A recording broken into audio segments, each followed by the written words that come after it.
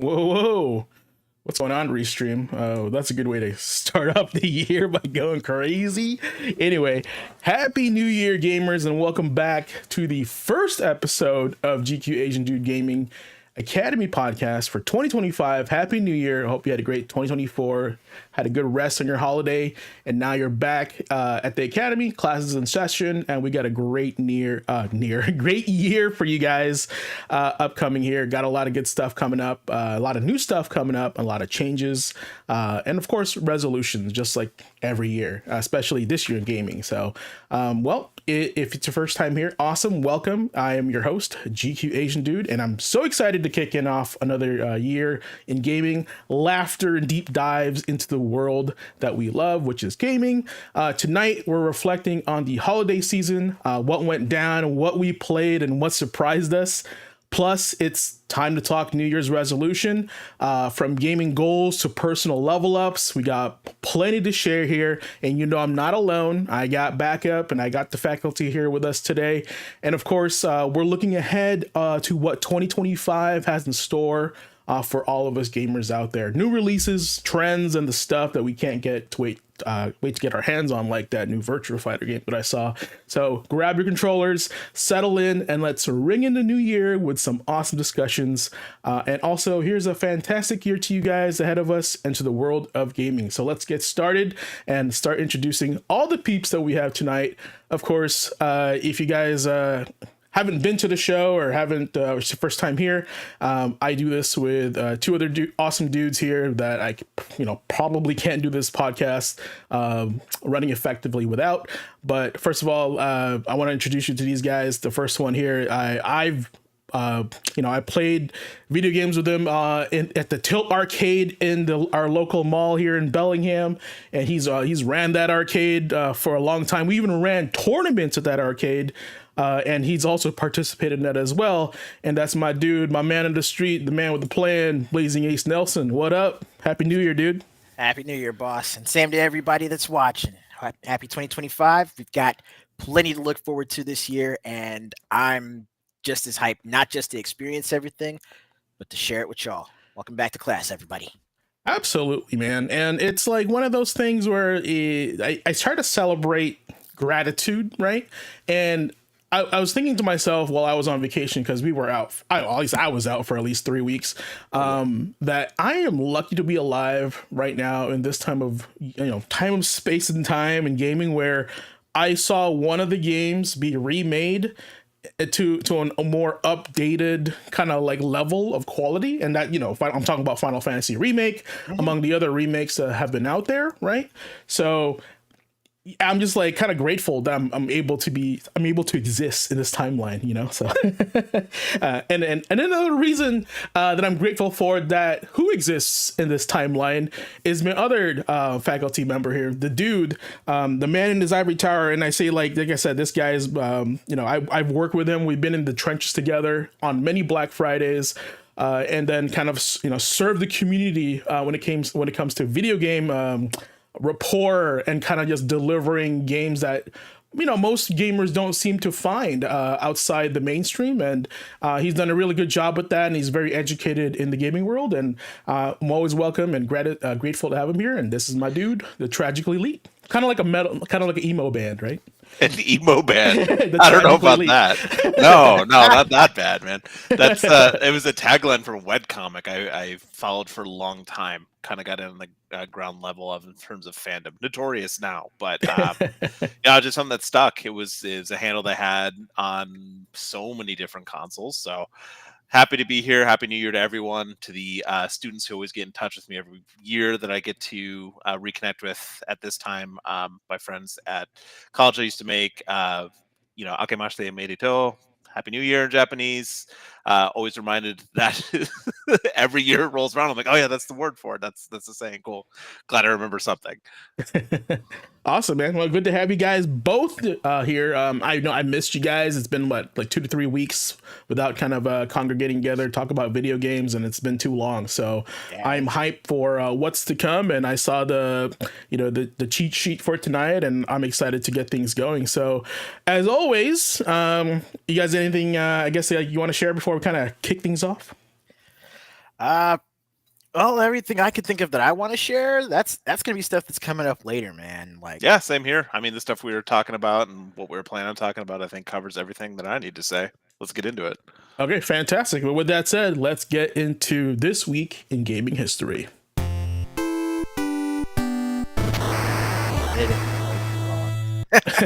You gotta love that Contra intro, right? heck So yeah. yeah. So one of my goals this year is to provide you, the audience, and the class here, more sound bits as much as possible. So if you guys got something that you guys prefer or like and want to hear, hey, I'll find it and I'll put it on here. So Gotta break up those awesome docile tones. well, yeah, for sure. Especially if you're only listening to what do you call this show, not watching it. All right, so this with this week in gaming history, if it's first time here, since it is the first class of the year, we talk about games that have come out and news of games that have come out from this week, all the years back. So starting with January 5th, which is was that 2 days ago? So we try to do Sundays, right? Sunday to Saturday. All right, so I got my list here. I know you guys see on the screen Bayonetta, which I don't know why the caption's missing, but there it is. Right, came out in 2010, among other games as well. So apparently January 5th was the day of Sonic for a lot of games. So for example, Sonic Battle came out on the GBA in 2004. Sonic Heroes came out on the GameCube in 2004. Bayonetta came out on the PS3 and 360, 2010. Also, the wonderful Darksiders game, which is a great game, came out the same year. Fable 2 Game of the Year Edition came out in 2010 as well for the 360. And I wanted to sneak this in there because I feel like maybe some of our audience and school students would know this game because it kind of flew in under the radar, which was Amplitude on the PS4 back in 2016. It didn't fly under the radar for me. I knew you would I had the OG. I had the OG. I remember the cover art for that had like Blink 182 in pink on it. Like it was an era. It was an era in that OG release. Actually, I can't believe I didn't actually highlight Bayonetta on the cheat sheet because Oh yeah, is that your jam? Well, not only was it my jam, but I remember actually coming into the GameStop and like I had pre-ordered Bayonetta. You know, I saw some footage of it. I pre-ordered it. I'm like, that looks hype as hell. And of course, this is me coming off of actually having a lot of time to sit down and play Bullet Witch back when it first came out. So I'm like, okay, like Bayonetta is a different game, but it still has a similar vibe for me. So I figured I'd pick it up. But I went in, I got the game, got a freaking calendar that came with it. Was that a pre-order bonus? Yeah. Okay. Yeah. Remember when we got stuff for free when we pre-ordered games? Right. Like physical stuff? Oh, I mean, you can still get it, but it's called deluxe editions. Oh, come with the disc. Oof. Oof. Yeah, I think my personal experience with Bayo was when I first saw they were making another like Devil May Cry type game, action game. And I was like, oh cool, like like female Dante, right? That's kind of how I saw that, because like it's very stylish and like just fast paced, action packed. But to have it made by Sega, I was like, at the time I was like, what's Sega making these days? So I wasn't really sold on it yet until I saw the gameplay, and I was like, oh, okay, I have to play this. So you saw the camera angles. Oddly enough, I didn't like really care too much about that aspect of Bayonetta, right? Nice save. Nice, right? But I just thought like it was really interesting that what do you call this? I think Kami at the time said if Dante had 3 arms, we would give him 3 guns. Right, and so Bayonetta has 4 limbs, and she got four guns. Yeah, so I thought, it makes sense. So I thought that was like, wow, he's a man of his word. Like he made it happen in some way or form. So yeah, interesting. My little comment about that, like someone on the outside looking in who maybe hadn't played those games. I remember when it came out, like everyone was making comments about the trailers and stuff. I'm like, what are these camera angles? Like a bodysuit made out of her own hair. What the hell is this game? But you go in and play it, and it's actually damn fun. Yeah, no, it's super cool, and there's a lot of like weird little design kind of aspects to Bayonetta. For example, like every main character in the game has some sort of eyewear, right? That they kind of made that a thing with Kamiya's games. So if you go back to it and play, you're going to look at every character if they have to have eyewear of some sort, because that's the way it works. Has there been any word on a fourth? Well, I don't think so. Not sure. Maybe. Doesn't Bayonetta belong to Nintendo? Like the franchise, at least, right? So that's gonna be a hard one because Sega makes the game, but Bayonetta itself like is a Nintendo IP now, I think. Yeah, Sega was publishing it because Bayonetta, like if I remember right, Bayonetta was part of the partnership between Sega and Platinum. Okay, yeah, and I know in 3, like they kind of hinted that like there could be a variety of Bayonettas all over the world because they're doing the multiverse thing with it, right? So it anything can happen at this point, but I suggest you guys should play Bayonetta, even one and 2. Like you don't even have to play 3 to enjoy it, the Bayonetta story and kind of like it's like world.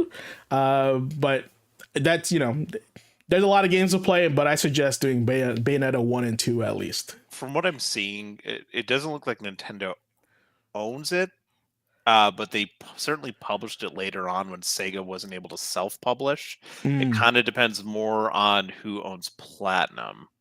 Okay. Because Platinum's still the main dev for that. And yeah, and I don't think anybody owns Platinum, right? Right, but most of the developers that were at Platinum at the time, yeah, or I think like a good number of the original developers have basically taken off to do their own thing now. I mean, I'm sure this is probably something that's going to come up, but Clover's studio, yeah, the cats that are back at Capcom working on Okami 2 at this point, most of them are ex-Platinum. Yeah, and that's very common. I'm sorry, go ahead, Nick. No. I was gonna get a little off topic. One of my favorite steelbooks is that 2-pack they did with Vanquish and Bayonetta. Oh, it's like embossed. That was a really good combination. I feel like Platinum should just like start. You know how like some games have like the $20 value Platinum hits. I feel like Platinum should just like roll with that with their own re-releases, Platinum hits. Yeah, so I think that'd be super fun. Yeah, and then the other thing here was Darksiders. That was a game where the art captivated me as well, and I was just like, wow, this game has really cool art. I really like the character, and I'm gonna give it a shot. Like I knew nothing about it, played it, and I was like, wow, I'm playing like Ocarina of Time. To me it was like God of War. It was that combat. Was it? Yeah, okay. Like the original God of War trilogy, not the newer stuff that you've seen. Okay. It was more about that hack and slash kind of combo-ish, like chain bladey kind of thing. It just happened to be set with like the 4 Horsemen of the Apocalypse. That was like the big sell. Super cool. I remember because it was such a big jump over to Darksiders 2, which is more like RPG hack and slash, because you had like talent trees and points basically to mess around with that you didn't have in the first game. Gotcha. Yeah, and the reason why I say Legend of Zelda, because Homie War had a hook shot. That's all I'm saying.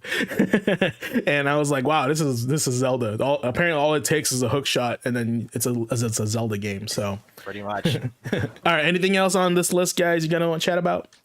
Only that before we hop to the next day, Fable 2, I did not like when it first came out. I was a big fan of the original. It's something that I talked to a lot of people about, a lot of my friends. When Fable 2 first launched, I was so disappointed. I didn't like it. I ended up going back and replaying it when it had its Platinum Hits release. Speaking of Platinum Hits, because it had all the DLC in it and a bunch of fixes. I loved that version of the game. So it took me a long time to get into Fable 2, which was super, super surprising to me because I thought I was going to love it. See, that's interesting because like it's kind of like Cyberpunk, right? When it first came out, it was kind of jank, and then it came out released again later as a fuller package, and it was better. And so I feel like, it's not Cyberpunk's not the first to do that. So and actually I didn't know that much about Fable 2. So I'm glad that you shared that with us, because I often, at the store, I'd just say, oh, you like Fable 1, you like Fable 2. So hearing that is just like, oh, wow, I was wrong. It was just more so for me the changes that happened. Okay. I know that in the first game with like if you played the original series, for anyone who's listening, like feel free to, as always, we didn't say it to start it off, but this is very much about a communication with us. Like if you have anything to comments about these games that you loved as well, let us know. We're reading the comments the entire time. It's super entertaining for us. But with the original Fable, with the character creation and the art style, you kind of like you got into the look of your character. You didn't have a lot of chances to like change the way they look, except if you chose evil or good, and your face would change, right? Yeah. In the second game, I just remember if you ended up doing a lot of melee attacks, you got more like beefy, like your body completely changed. There was some of that in the first game, but like it went way overboard in the second game. And when I first played it, I created this character and I did like a male wizard and then a non-male warrior, and the warrior was just like its eyes were like cross-eyed and like crooked. I was so taken out of it that I just hated it. And I don't know why. I just it broke some kind of immersion somewhere and I didn't like it. Like I said, bought it later on with all the fixes and I enjoyed it. It wasn't as broken as Cyberpunk, but it was enough to like take me out of a series that I loved. Can you imagine, like, if your characters look like, I'm not talking about just armor, right? But if your characters looked like as their level, if you're level 100 and you're like shredded and just jacked because you're a fighter, right? And then but you're one of those guys that do all the side quests before you do the main story. Can you imagine? Can you imagine looking like your character looking like that on level 2, like, on your level 2 quest? So kind of wild. It's that meme all over again. It's just like I do a push-up every time I do a side quest, and the guy's like, Jesus Christ. It's like show up looking like freaking Popeye, and it's like, oh, you did all the side quests, didn't you? All right, so that is not Adventure Lolo. What is happening here, Slide? That is whoops. Yeah, Pictures of Lolo with that's so Hayabusa. weird. Perfect. So yeah, if you this week in gaming history is Adventures of Lolo 2 for the Nintendo in 1990, and back in Japan. Little light this day, actually. I only saw like 3 games, and I only have 2 on this list. And the other game is Digimon World 4 on the GameCube, PS2, and Xbox in 2005. So that's a big jump to 15 years, both in Japan. So let me find this Adventure Lolo image. I'm pretty sure I did this, but let me check anyway. I mean, I checked the 6th as well, and it was a lot of like later releases, a lot of mobile titles. So January 6th, not popular for game releases. Yeah, and it's really, I mean, it's very common, right? It's a Monday, because keep in mind, back then, we only had, like, Tuesdays? It's not a Monday every year. No, I mean, like, they release on certain days, right? So it's not everything's going to be a banger. Except for Lolo, Adventures of Lolo too. I gotta tell you, the lore Adventures of Lolo 2 is quite deep. So I remember playing this on Nintendo, the first one, and I was always like, okay, I'm like a blue Kirby, right? But instead of like absorbing creatures, I'm just like, it's like half Kirby, half like Bomberman is kind of how I felt the game was. And so, and that's how I usually compared my games back then. I compare them with other games, and I use that skill back at Reset at the store, where I talked about on stream a couple days ago that one guy came in and he said that he loved Gears of War, and I was like, okay, what other games do you play? He's like, oh, I love third person shooters. So I said, have you ever heard of binary domain? And he's like, what is that? So I said, hey, here you go. Check it out. Get it used. Try it. And dude, homie came back like a few days later, was like, dude, that's like the coolest game I've ever played, better than Gears. And I was like, oh, how come you never heard about it? Because I don't know, because there was no advertisement about it. So it's like, it's essential that you have game advisors that play games outside of the mainstream to kind of introduce you to other stuff. Because that guy would have never known what binary domain was, because he wasn't like too extreme of a gamer, but he wanted to play other games outside of the mainstream, right? So yeah, I feel like it's tough to be like an advisor in that role nowadays with the amount of information we have going around and the multiple platforms now that all this information and trailers are coming out on. And let's be honest, we've talked about this before. It might come up a little bit later with some of the topics we're going to talk about, but with the way that AAA gaming and game development's going, we're seeing less of those kind of titles, those kind of like second tier, kind of like offshoots or inspired by games. You don't get that anymore. You have like AAA releases, and then you have like a live service release, and then you have mobile titles or just like a platform game here or there. Like we're starting to see this weird like striation of like you're only having certain kinds. It doesn't feel like we have as many of those kind of games. There's not so much of a middle market, as it were, anymore. You know, the more, I guess, AA titles as opposed to AAA. Middle class gaming has been erased. It's only the 1% AAA. Actually, AAA is probably like 99% now, if anything. It's kind of crazy. But yeah, not a lot on that day. But let's move on to this one. If you want to read it off, Nick, I'll go ahead and find the right image here for the 7th. It's for your the game 7th. too. Yeah. It's not Doom. That was last time. Are you sure it's not Doom? No, it could be. I mean, I can't even tell right now. Right now, it says 17 Res over my face. There you go, right there. On the overlay. So Res, the PS2 in 2002 in Japan released. I loved the look of this game when it came out, which is fantastic. Really cool. Really one of those esoteric kind of titles. The 7th also had a couple other bangers, though. Initial D came out on the PSX in Japan in 1999.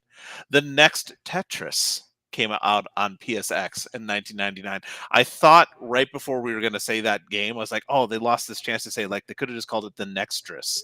And it I almost stumbled trying to say it in my own way. So that's probably why they didn't decide to do that. Bad idea.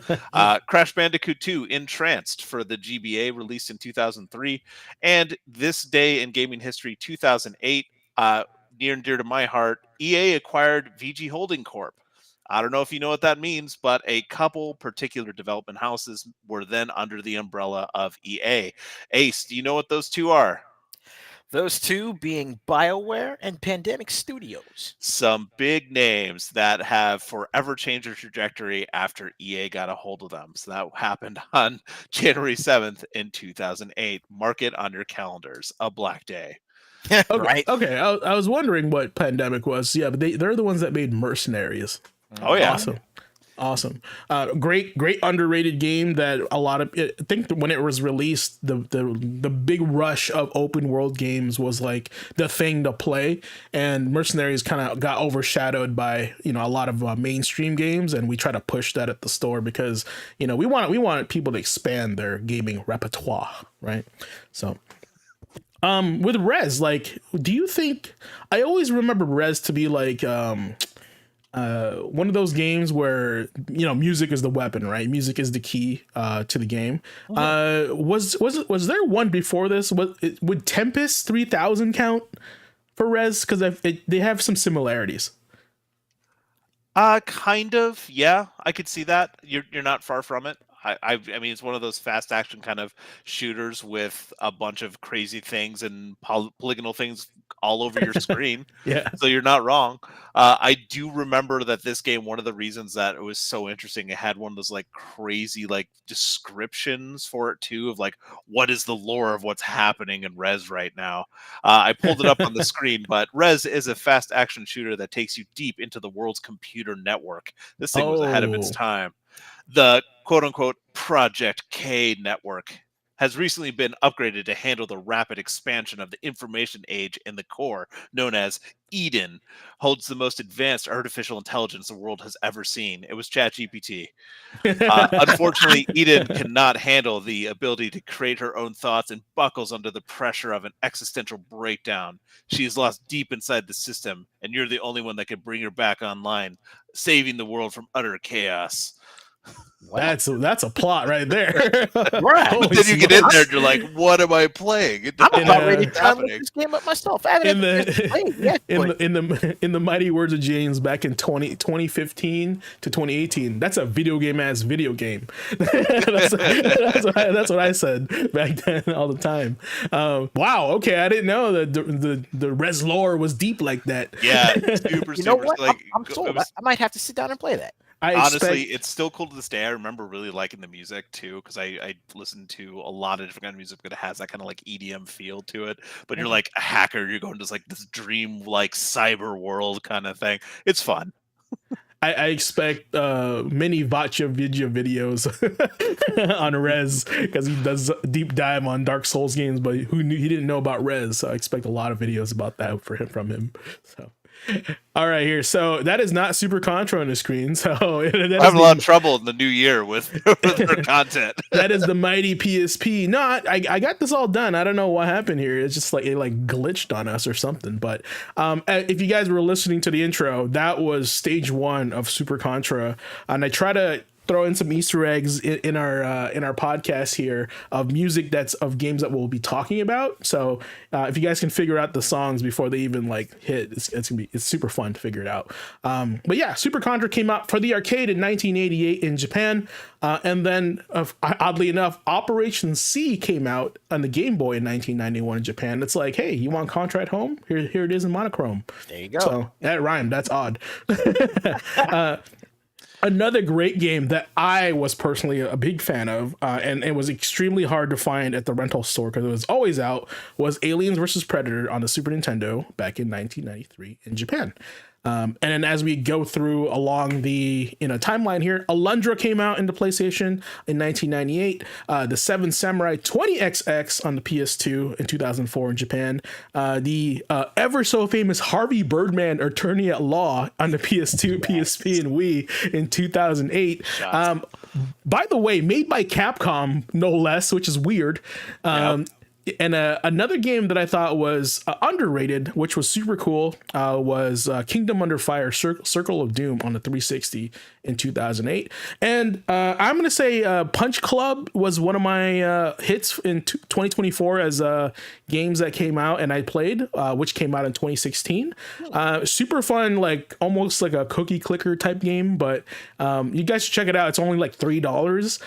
And the last game on this list, I'll leave it to Ace because he knows what rules the world, and that is Anarchy Reigns on the PS3 yes. 360. So happy anniversary to one of the I would say it's definitely one of the most underrated beat 'em ups, especially one of the most underrated platinum games. Like, look, if there is remember when we were talking about, let's go back maybe 15, 20 minutes when we were talking about, platinum hits. Here is an idea for Platinum and Sega to print money. Mad World Collection. Mad World, Anarchy Reigns. Both games, one package, ship it, print it. I mean, they already have it, right? Kind of like what they did with Vanquish and Bayonetta, right? Mm-hmm. So, what did they call that collection something? Like, was it just anniversary, right? No, that literally says in the steelbook. It says Bayonetta slash. It just Vanquish? has both games on the side bundle collection. Oh, okay, that's lame. They should have said Platinum Hits on there or Platinum Collection. Honestly, Platinum Hits might be something that's copyrighted. Lame. Lame. That's a possibility. What's next? They're gonna copyright Candy. I'd say this time next year we just have a stream where we just call Platinum Hits January because a lot of Platinum games happen to be on this list. Oh, Ace, I completely forgot about this cover art. What is this character design? Okay, what are these outfits? Which game are you referring to? Anarchy Reigns. Oh, right. Man, Ace is the pro with that. I saw him streaming that, and that game is wild. The soundtrack is incredible in that game. Absolutely. Oh. Like, okay, here I'm gonna make a bold statement here. Hot take. But when you really think about it, it makes sense. Anarchy Reigns is like the Killer Instinct of beat 'em ups. Oh, whoa! Available for your home easy. In 1995. Oh my God. Easy, buddy. Easy. But no, think about it. Really think about it. Like, Killer Instinct took a lot of inspiration from, games like Street Fighter and Mortal Kombat, obviously. But you take a look at Street Fighter and Mortal Kombat, they've got their own specific style. Killer Instinct was like a fusion of both of those. It's very animated, but still incorporated a lot of hyper realism just in the 3D rendering that Rareware used when they were developing it. And then, of course, there's the fact that it has this very sort of hip hop, street, this very, it's a sort of hip hop punk kind of style, like it's really counterculture compared to what it was taking inspiration from. And then on top of that, another thing that Anarchy Reigns shares with Killer Instinct is, of course, the incredible and frankly iconic soundtrack.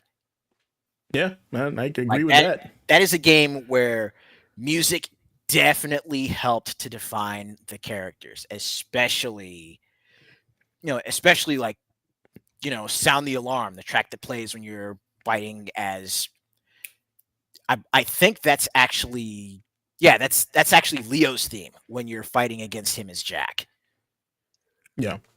No, it's. I remember I didn't really think much of Anarchy Reigns when I first played it on the PS3, but like I think I was like, it was one of those, like, it wasn't full price. I think it was like $39.99 when it first came out, and it was like so different than what other games were being released at the time, and it was all good. It was all good, and believe it or not, Bayonetta is a secret character in that game. People forget that like that game had a multiplayer mode, and you could play as Bayonetta in that multiplayer mode. So super cool. But yeah, anything else on this list here that you guys want to talk about, like Harvey Birdman or anything like that? No, I'm excited to see what else we have for the rest of the week. There's more games. This is another back end week. Like Tecmo Bowl, that's right. But instead of Tecmo Bowl, it's in reality it is Kingdom Hearts Birth by Sleep, which came out. Yeah, pretty much basically the same game. Yeah. Basically Tecmo Bowl. There it is. 1.9 came out. Fatal Fury on the mobile in 2007, and I was trying to find screenshots for this, Ace, for you, but I was unsuccessful. And for those who watched the show, The Shield, the game came out on the PS2 in 2007. I watched the show and I didn't know that there was a PS2 game, so I wanted to add that on there. A little weird arcade classic on the 360 called Omega 5 in 2008, and Kingdom Hearts Birth by Sleep on the PSP in 2010 in Japan. Before we get to that little bit piece of news there, Omega 5 is actually a side-scroller shoot 'em up, which kind of reminded me of Macross, and I don't think anybody played this game, like, because it was an Xbox Live arcade title. Right, but take a look at it if you can. If you're able to still get it, I love shmups, and check it out. But also going back to Anarchy Reigns, just really quickly, like another thing that actually made the game so unique was, not just the fact that you could pick like one of the two main pro tags, with Jack and Leo, but the fact that you played through their separate campaigns, and then it unlocks like a third campaign which ties both of their stories together, that ties Black Side and White Side together. Yeah, I think that path should be taken more often, just because it's like, it's a good way to storytell and kind of combine the game together, right? It is. So, I mean, they actually did something pretty close to that with Scarlet Nexus. Oh, yeah, I haven't played it yet, so I really don't know how much to contribute to that. Yeah. Shop, he absolutely loves Anarchy Reigns. He also loves a lot of other games too. Don't get him started on anything Dynasty Warriors, or we will be here a while. Next week. That's next week. I'm sure. Yeah, we didn't have one on 10 days. Release. We won't be hearing from Ace. All right, he's just gonna be just locked in his room, right? Look, if y'all don't see me here at the Academy in a couple weeks, you'll know it's because I pursued Origins and slammed my ass into oblivion. I'm just gonna have an animated GIF of you on your screen there for you while you're on the next show, since you're not going to be around playing. So back in 2006, 2K acquires Irrational Games, which is now Ghost Story, aka Ken Levine and BioShock creators. 2K, here's the thing, right? Everybody talks about Rockstar, but isn't 2K really the ones that own Rockstar? I think so. 2K is the publisher. Take-Two Interactive. Take-Two, okay. Yeah, Take-Two Interactive is the publisher, so they're the ones who are acquiring all this talent and all these things. So in 2006, like you said, that was 2K buying Irrational, who, I mean, what more needs to be said? They started off with System Shock 2, but everyone kind of knows the world as Ken Levine and Bioshock. Bioshock is really Yeah. what kind of set the world on fire for them. Bioshock, Bioshock 2, Bioshock Infinite. Right.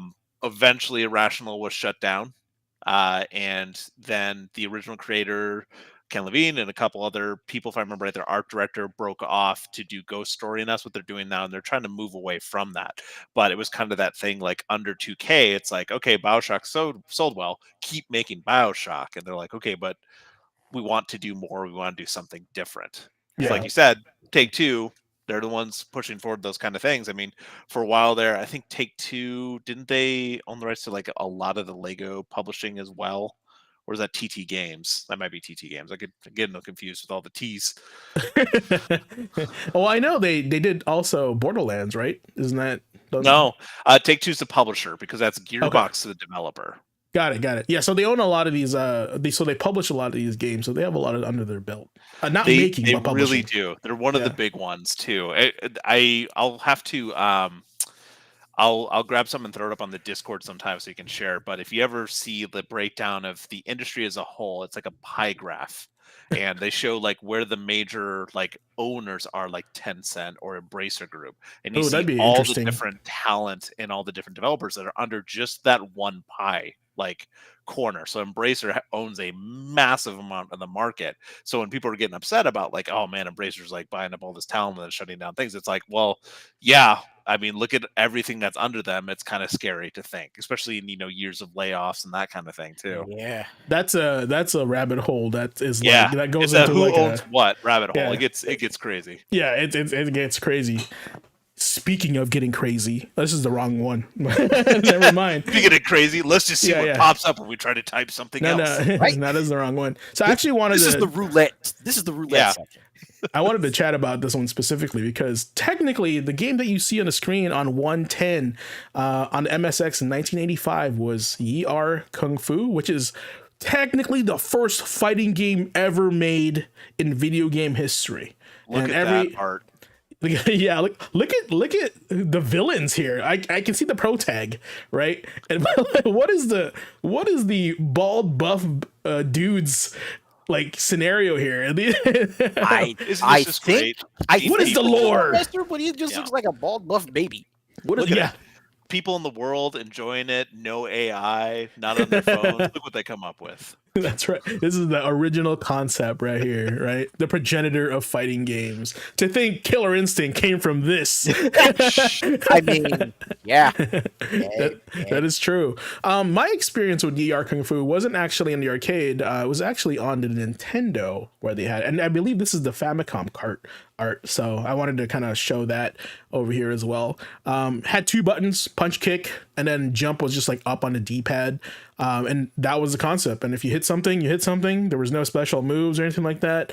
But it was literally the first fighting game, like 1v1, and there was more movement. I would probably consider it more as an arena fighter at the time, but it was on a 2D plane. But when you jump, you did like a virtual fighter jump, like all the way up.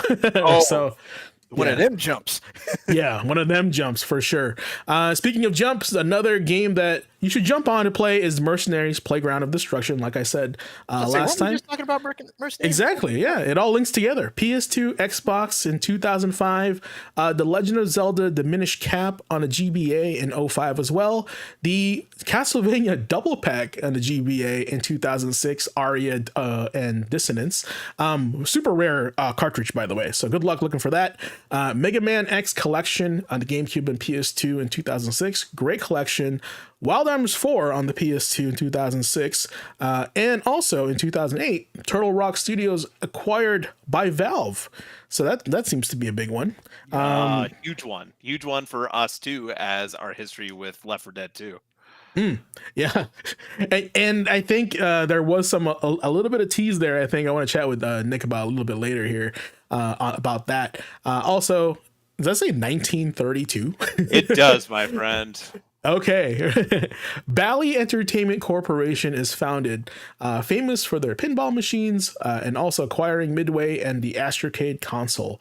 Funny enough, I think I saw the Bally building in North Chicago when I was a kid, and I never knew what it was because there was two types of Bally's. There was Bally Entertainment and also Bally, like the gym. Yeah, the gym. Man, my man knows what the Bally gym. So I wasn't sure if that big tower was a big gym or that was actually the corporation over there. So it was the corporation. So it was founded in 1932 in Chicago. Wow. Yeah. Gangsters. So it was part of a different manufacturing thing, but a lot of us, especially us who worked in the local retro stores locally, like Reset or Another Castle for me, shout out to them. A lot of pinball machines would come through our store, and half the business was an arcade. So we get to see a lot of like the old school Bally stuff. You get to see a lot of Williams nowadays, which Bally sold their pinballs off to Williams. So kind of just a cool thing because they've been kind of intrinsically tied to the gaming space for a very long time. So it's worth shouting out that many years ago, they were founded, and then look what they are now.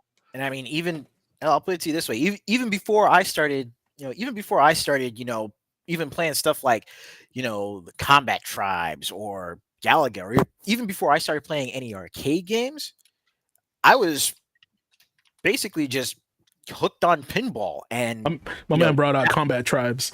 Like Bally, Williams, and Midway were, the earliest part of my childhood before even video gaming. It was pinball.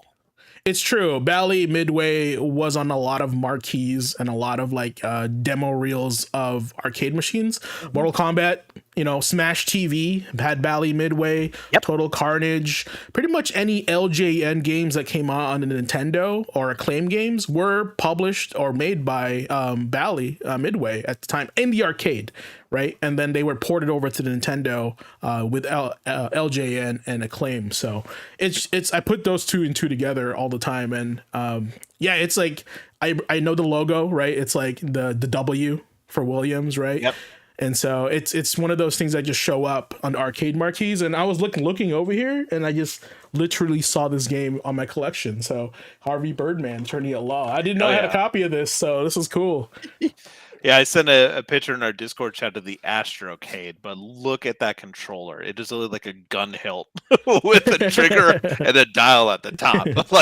Yeah, they did Terminator 2, Revolution X. Dude, those were the great games, man. I think they, like, if there was a documentary about them, I'd totally watch it because I felt like living in Chicago and I saw the building that I was, a part of that. So super cool. I'm sure they do have a documentary of some kind for Bally. Oh, I'm sure. Very I'm sure they do. If you guys know of it and you guys are familiar, put it in chat. I'm gonna save it and watch it later. And Ace, I think you had saw your eyes lit up when I said Wild Arms 4. So go ahead. Yeah.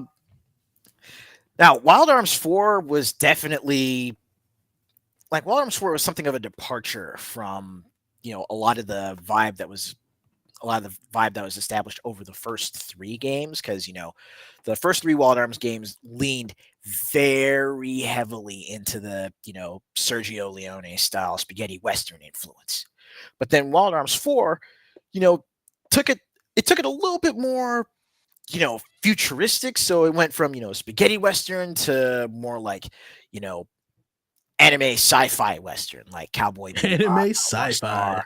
And honestly, the game itself was just a lot of fun. It introduced new types of combat systems, strategic placement, and the characters are incredibly charming. It's a game that I actually sat down and started playing on stream a little while back, and I do intend to get back to and finish. Awesome. Yeah, I haven't really expanded outside of Wild Arms except for the first one because, not gonna lie, Wild Arms was my placeholder for Final Fantasy VII.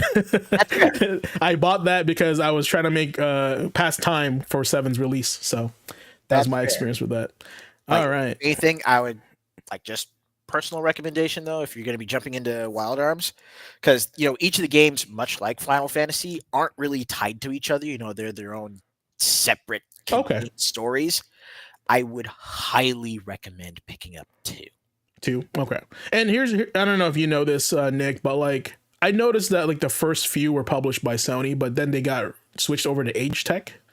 Do you know anything about that? What changed over there? Because I feel like that was a Sony IP and it wasn't anymore. No, I don't know. I'm not too familiar with it. Okay. I don't know if Ace, do you know anything about that? I just noticed that was the new thing on the box was Age Tech instead of Sony. I think it was probably just, because Age Tech was already publishing Armored Core as well. Oh yeah, that's true, huh? So they have Wild Arms was another IP that Age Tech picked up to publish. I mean, hell, Age Tech published a couple of KOF games on the PS2. that is wild. Age Tech is TEC, right? TEC, it was like that yeah. red swoop kind of thing. Yep. Yeah, very like early 2000s for sure logo. Oh, I recognize that now. Yeah. Yeah. They helped publish like Armored Core and the Kingsfield games. This is not even the right caption. Man, this is all jank today. No, this is great. This is fun for me now. Boom, there we go. Pops up. There we go. It's like I put the slides on random. Random select. Yeah, there you go. Random select. All right. So on the 11th, the one you see on the screen is the Suikoden 4 game on the PS2 back in 2003. I think after 2, Suikoden kind of fell through, and it became very cultish on what kind of gamers started playing Suikoden, and then like these games kept coming out, but like the player base kept dropping, which is really weird for Konami to do. But hey, I'm not complaining. These are one of the most rarest games on this console. So I don't know. Suikoden was the hit, what do you call it? The gripping feature of the game was you can collect 100 heroes, right, for your roster, and depending on what your actions were in the game, you can acquire more allies. So lots of replay value there, especially for a time where guides weren't really a thing yet, right?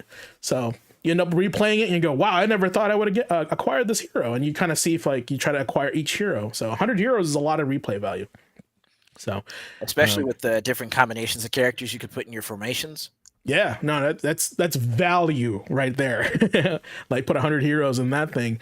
A few other games here, and I don't know if as our resident Sega owners here, because I didn't have a Genesis, Herzog's Zwei came out on a Genesis in 1990, and I looked at this game, and it was like a shmup slash like overhead action RPG.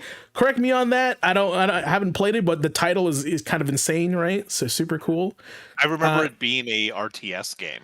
Really? See, I'm totally off, right? Totally off on that. I remember it being a strategy game, just because it was one of those ones that because I played a lot of RTSs back in the day, and it was hard for me to play a lot of those games on console. So I didn't have a lot of consoles. Like when it came out, I had my old compact Presario for that to play my RTS games.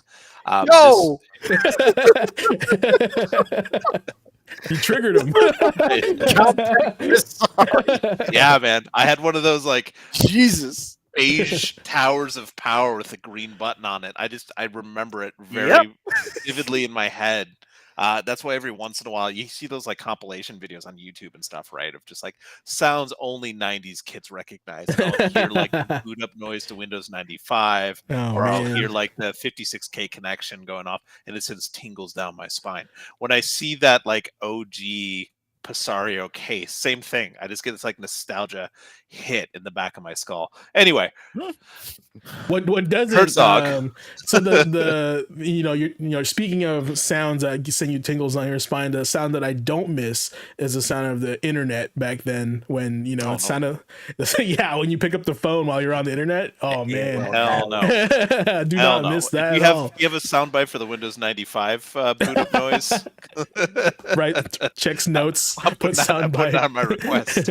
You got mail. That'll be great. There you go. Oh, give me the AOL alert too. Yeah. That. It looks like it was an RTS game. I didn't play a lot of it, but it was there was that, and wasn't there an RTS Dune game on the Genesis too, or something like that? I remember that. Yeah, I remember that. As a kid, I wasn't aware of a lot of these movies. That I thought they were just games, right? And I didn't realize they had movies based on these games. But there was a Dune game for sure. I know a game that didn't have a movie was Super Adventure Island on the Super Nintendo back in 1992 in Japan. Magic the Gathering Battle Mage on the PC in 1997. So I play Magic, but I don't remember them having a PC game except for that stupid fighting game that sucks.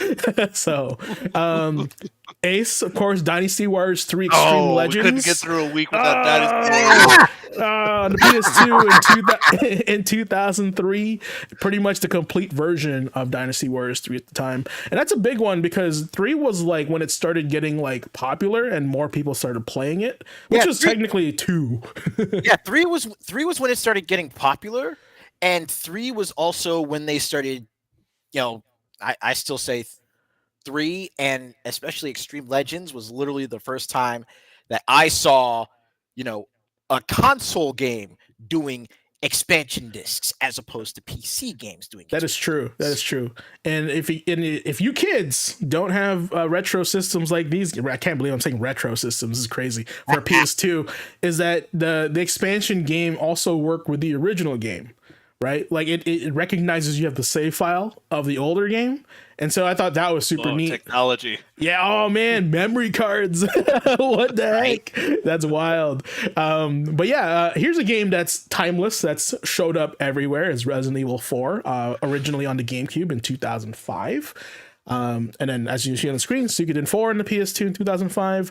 I wanted to throw this one in there for Nick, The Getaway Black Monday on the PS2 and also in 2005. This one was really weird because Army of Two, the 40th Day on the PSP in 2010. I think that also came out on the PS3 and 360, but it could be a different day. Ghost Trick recently got re-released on The Phantom Detective on the DS in 2011 also. What's up? But yeah, I was about to say with I could have swore that Army of Two, like, didn't the original game come out alongside 40th Day or no, 40th Day was a sequel. Okay. And Army of Two was just called Army of Two, but Army of Two was the sequel was called the 40th Day. Okay. Yeah, that's what it was. But on the thing when I saw it was only said PSP, but kind of weird. Here's probably the name of the third Army of Two. Oh yeah, Devil's Cartel. There you go. Yeah. By the way, EA, I love Army of Two. You should bring that back. I'm just saying, super cool. I'm ready for it. Here's the thing that DC fans won't remember, or probably do remember. It's either they don't or they love it. Was DC Universe Online came out on the PC and PS3 in 2011. Technically a DC Universe MMO at the time. And I did play it a little bit, and it was super jank on controller. I hated it. And Kingdom Hearts, another Kingdom Hearts title, recoded on the DS in 2011. So I'd say my experience with this one is I love Army of Two. DC Universe was like, oh, I can make my own metahuman, right? I can have, and then you can kind of combine them to like either have the powers of Flash, Superman, or Batman. And I made like the Flash, but that thing was like super hard to control on a controller. So I didn't have a PC at the time. And that was pretty much it. I didn't play it too much because I was a fan of City of Heroes. You guys remember that game? Yep. Yeah. And that game was like shut down pretty quick. Villains. Yeah, City of Villains with the expansion. That was like on the tail end of my loving MMOs during that time. So, but yeah, any other things on this list that you guys? Fun fact, maybe Ace, I know that James and I will a little bit more just because of our experience in the industry. But as far as retro video game collecting, which Suikoden is the most expensive? Most expensive? I know this answer. I'd say 2. Which one? I'd say it would be either 2 or 5. Which is it, 2 or 5? I mean, 2. James? I'd say 2 originally, but since it's got remastered, I'm gonna say 5. 2 is still the most expensive. Some of them are starting to like normalize in price, but most of the time you'll see that for like 180, 200 for an NTSC label 1. Oh, dear God. Yeah. That's crazy. Yeah. Nick, I don't know if you know this, but there is a steelbook of RE4 on the PS2. Yes, there is. And I wasn't aware of this also till recently. It even has Ada's little Yeah, glide if I paper remember in right, there. there was also a steelbook on the PS2 for Shaolin monks. No Yes. way. Yeah. No I need to find way. it. All right, the show's same over. I gotta go style. look for that. It's the same style as that one you have in your hand. There was only a love couple it. that were released like that. It's not like the standard Shaolin. steelbooky kind That of must have thing. been a GameStop Like its pre-order. own tin case kind of thing. Yeah. That could have been. Steelbook for Mortal Kombat Shaolin monks. Sign me up. Pretty sure. Bro, Pretty yo, sure it was. remaster. Hey, can you imagine them doing a steelbook now for that game, a re-release? That'd be like so totally unnecessary for that. So, all right. Speaking of unnecessary games, Panzer Dragoon Orta. No, I'm just kidding. This was. Hey, you notice the amount of Sega games that are on this list this week? So, Sorry, we're changing it. It's Platinum and Sega January. So yeah, Sega was like, "Hey, January is our month. We gotta do this month." So, but yeah, so a couple other titles to come out on this day was WCW NWO Thunder on the PlayStation and back in 1999, very 1999 title. Parasite Eve 2 on the PlayStation back in 2000. Orta coming out on 2003 for the Xbox, and I think is on the screen here only on Xbox. My choice for this day was SimCity 4 back on the PC in 2003. Some rare RPGs on the 360, especially JRPGs called Enchanted Arms on the 360 in 2006. Lost Planet also debuted on the 360 this day in 2007. Danganronpa V3 Killing Harmony on the PS4 and Vita in 2017 in Japan. Yet another Kingdom Hearts game being re-released, HD 2.8 Final Chapter Prologue X5000 Omega Strikers on PS4 in 2017 in Japan. So that's a big day for gaming. Not a lot of news, but a lot of releases for sure. Yeah, and again, a whole lot of Sega. Whole lot of Sega, man. Okay, so since we are in the month, and we've been seeing a lot of Virtua Fighter stuff, I'm excited for more Sega game titles coming out as well. So I'm curious. You know what's coming up here? Well, why is that so large? Jesus. There you go. But yeah, aside from that, that is our this week in gaming history. Thanks, guys. And here's a little thing. I'd buy that for $1. Heck yeah, I would. Absolutely. But yeah, it is the new year. We got a lot of stuff to cover this year. There's a lot of games already being announced, right? I'm expecting an announcement for the last Final Fantasy 7 title, which I think is going to be called Resurrected, in my opinion. So we don't know. So, but yeah, we'll get on that. But yeah, who's gonna cover this second one here for you guys? I can't remember which one. I think it's our Dynasty Warrior himself. Oh, okay. All right, Emperor, let's go.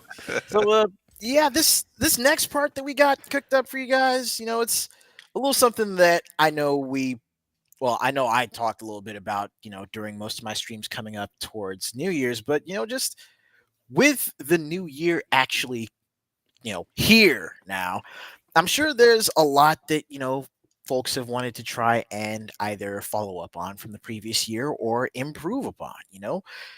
Everyone makes their New Year's resolutions, right? And it's the same for your faculty here. We've got goals, we've got benchmarks that we want to hit this year, we've got things that we want to try and get back to or improve upon from last year that we may have probably started doing, but for various reasons didn't keep up with. So we figured that this episode, this session would be a great time to just kind of reevaluate how we're going to be moving forward, how we're going to be moving forward into the next stage, that is 2025. So yeah, I mean, if you want to share some of your New Year's gaming and non-gaming related resolutions with us as well. I mean, this is a community effort. Each one teach one. So let's get together. Let's talk about what we want to do this year, how we want to improve, how we want to see ourselves and each other grow. And, just going down the list, I see a good couple things that you wanted to talk about, Nick. So why don't you go ahead and take point? You're going to start with me? Come on. You are the Dynasty Warrior origin here. Yeah, I think you want to play all of start. them this year, right? That's happening. Well, just to kind of pick up on that really quick though, just aside from Dynasty Warriors Origins, and I was going to mention this in the now playing segment later, but like a couple days back, I actually held me and one of my buddies, we held a giveaway on stream for a copy of Dynasty Warriors Origins, or at least a gift card for the cost of Dynasty Warriors Origins. And she decided to try and troll me by having me play the original Dynasty. I remember that. And Origins. I sat down and I started playing it, and like literally the only thing I had played of Dynasty Warriors, the OG, was just the demo, and I was like, okay, the demo was pretty cool, but sitting down and actually playing through the game itself, they were onto some shit. On some shit? Like, some of the mechanics in Dynasty Warriors, and I mean not just noticing certain moves that were actually pulled into the character's move sets later, like in the later games, but also different things like they actually have a weapon clash system in the OG Dynasty Warriors. I was aware of that. That's cool.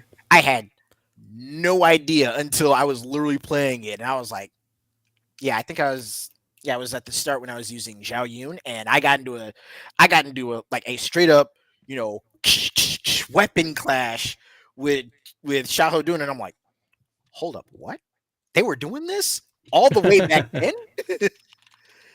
It was crazy, but part of what that did though was kind of rekindle my desire to actually play back through the rest of my backlog. I mean, I've started collecting more of the old school titles and trying to rebuild my gaming collection. And now with so many games that I have sitting over here on the shelf, might as well get down to playing through them as I pick up more.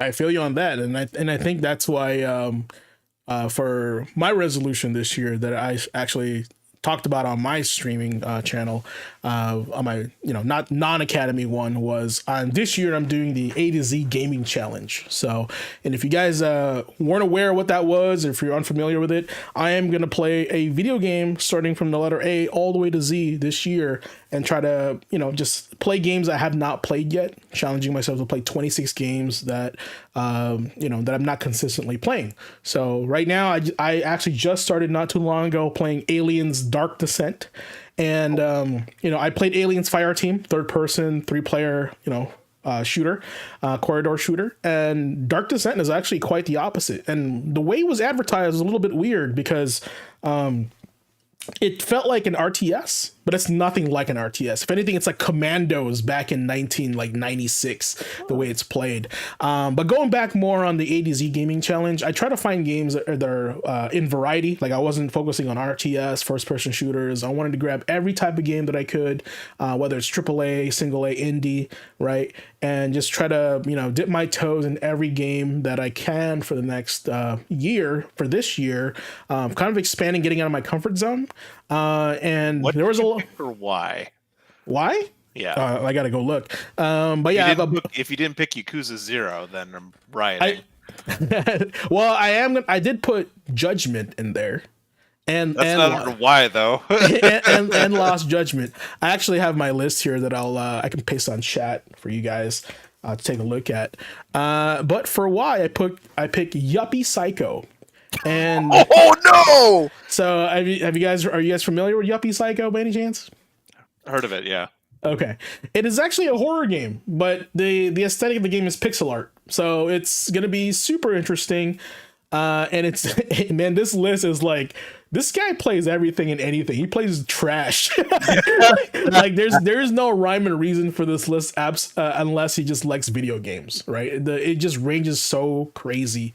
Like on this list, I have River City Girls, I have Okami HD because I've never played it, all the way to Gears Tactics, right? Never played that either. So, and the game that I'm really excited for, and by the way, I'm not playing this list on any particular order, right? We're just gonna knock off games off this list. Was Xeno Crisis, and I believe Fluffy in the chat told me about this game, and it's like Smash TV fused with aliens. So I am ready. I am ready for this game as soon as I beat aliens. Yo, let me know. I will be in the chat. I will make sure that I'm there to watch, because that sounds hype as hell. Can you imagine taking on a Xeno Queen and be like, I'd buy that for $1. Yes! That's really weird. Yes! I'm just saying that would be interesting. So that is my 2025 ADZ gaming challenge for this year. The other thing too is I do want to like really work on the backlog, you know, because every time we beat a game, we buy 2 extra games on sale, and that's kind of how I work, right? And I've been debating too. This is kind of like a self thing that's like semi-game and non-game related. Like I have a collection of like collector's editions, right? And I'm kind of finding myself like, should I open this or should I just leave it closed and just buy it digitally, right? Because is it worth more when it's closed? And I don't know if the chat has experienced something like this before, where they're having kind of an internal struggle, like maintaining the value of a collector's item, right? And in sacrificing putting it on the wall because it's open, right? And I'm like, am I getting to that age where it's not as important for me to have it on the wall and be able to retain its monetary value for, you know, to sell it later because I want to buy more adult things like a house someday, right? So that's kind of like the internal feud that I'm having right now with stuff like this. But with the kind of like the release of all these games from a wide range of titles, like I don't find myself. It's also just a matter of space, right? As you can see back here, I have, you know, the dragon pile of video game over here behind me, and putting them out of boxes is really challenging, especially if you're moving all the time. So, and now we're kind of like experiencing this thing where if I even remotely open this box, it loses $300 in value. Is it worth it? You know what I'm saying? So that's kind of like the internal feud conversation that I'm having with myself. And if you guys have kind of like that dilemma in the past before, especially with like a beloved collector's item, I'd love to know like what you kind of like reasoned your way into doing so. Even if you opened it, if you didn't open it, I'd love to know. Put it in chat. But as far as right now, that's kind of my challenge for 2025. And the only other thing I can think of is I'll finally break down and play Final Fantasy Remake, because I've been avoiding it for 3 years. Because I'm pretty sure I told my chat this was that I'm pretty sure when I play this game, I'm going to break down and like kind of like be emotional about it, just because one of the things that I've always considered back in 7 was like, I want to hear these characters talk to each other. I want to hear their like emotions as they're, you know, when I'm playing the game, because back then we just had text on the screen and they were polygonal, right? Right. Now that they have voice acting and now they, you know, you can hear their voices and like have more a realistic look about them. I just have a feeling that like once I start hearing Cloud talk to Tifa, I'm gonna just kind of like shake my head and be like, oh my god, this is the game. Like, oh man, like, that's fair. Yeah. So it's like I want to get myself emotionally ready for a remake, and hopefully I can manage to sneak that in before the ADZ gaming challenge. So that's my resolution for this year. Yeah, it's interesting you say that. To be honest, once I stopped working in the video game store and started working, you know, in the industry proper, I stopped collecting and I got rid of a bunch of my collection. I had a bunch of PS3 games that I had collected, a bunch of Dreamcast games, my Dreamcast Collector's Edition consoles. Like, I just realized it was taking up space. I wasn't really playing it. And the intention to sell, you never know where the market's going to be. That's a conversation I have had multiple times with my wife and with customers and with people in the industry. You never know what's going to be hot. You may think it'd be worth something one day, but with the way the market works, you know, the way that everything's happening in 2025 potentially coming up, like it's hard to say. So I was looking at values and saying, like, do I honestly need this, or do I need the space? Do I need something else or this? What do I really need this thing for? Was it satisfying a need for me? And that's entirely subjective. So it's tough to say. I can absolutely understand holding on to some of that stuff. But the fact that you said emotional, that's when I started only buying collector's editions for series that were important to me, that I had a long-term attachment with, that I was buying those collector's editions for me, not to resell. Yeah. That being said, over time, that can change. I loved, and I'm a little notorious with my friends for this game, but when Horizon Zero Dawn came out, I played the demo at PAX at PlayStation's giant booth there, and I was not impressed. The demo was not impressive. The little area they put you in, I'm like, it's pretty enough, but it's not really a great game. Nothing really grabbed me. I don't know if I'm gonna like it. The game came out, got really good reviews. I decided on a whim to buy it with my employee discount. Brought it back 2 hours later after I got off work to buy the collector's edition. I was in love with it. Like, wasted money absolutely on that. I didn't get a good trade-in value. I just put it towards the collector's edition because I had to have it. I loved it that much. I still have that collector's edition, but I've been noticing going into stores and stuff that even the used open box version of that collector's edition, if you have everything, which I do with the outer box and Great Nick, it's worth a lot of money comparatively. Like, I bought it for 120. You can sell it online for a lot more than that, about 4 or 5 times that easily. Wow. So I'm kind of looking at it here in my shelf in my closet behind me. You can't see, you have the door closed. It's filled with collector's editions of stuff that I don't really need. I played the hell out of the game. I love it. I love the steelbook. That's one where I'm starting now to be like, do I really need it? Because my resolution, as you two saw that I wrote here, I found out I'm going to be a dad this year. And it's a lot of things have come into focus. So a lot of my resolutions now are like, I want to get back into health routines. During the holidays, you always kind of slack off a little bit, hurt my back. And, I get a little sedentary when that happens. I couldn't move around. That's one of the reasons I couldn't make one of the streams. So with a kid coming this year, I'm trying to save up as best I can for a lot of things, trying to reevaluate what's going to be worthwhile to hold on to, and hopefully be able to save a little money and get a Switch. I haven't had a Switch forever. I borrowed one from my friend, and my wife and I were playing that together, and I think it'll be a good foundation for when this kid comes along to kind of introduce him to something that we're both interested in. And I've sold Switches for years. I know a lot about the games. I know a lot about the system. Never really owned one myself because it wasn't for me outside of the couple titles, and then I could just borrow it from a friend kind of thing. So for me, it's like I'm looking at that and I really want to try it out. I want to see if it's something for my family. So it's kind of like trying something different out of the norm, but based on something that's, kind of life changing. And, like I said, reevaluating. Other than that, gaming related, I want to finish my Baldur's Gate 3 playthrough. It That's keeps a lot. getting delayed. It keeps getting delayed. I keep trying different things. You hear about Dark Urge playthroughs, and you got to go through it again. I got a buddy of mine into it, and we've been playing together, and we're like not even out of Act 1 yet, and we've put some decent time into it. Like, my resolution is to finally finish my main playthrough on that. I don't know if you saw you looked at that list yet, Nick, but for M, I put Mass Effect. Which one? Legendary, so I'm gonna do all of it. You can do both. Okay. Yeah, That counts. Are you counting that as one game? That's kind of as one game, man. Okay. All right. Yeah. I think I'm gonna play through it blind, right, on stream, and I'm just gonna go with decisions with the mindset of how I would make the decision now. That's all. Yeah. And, I am the shepherd. Is that what they call him? I'm just kidding. Sure.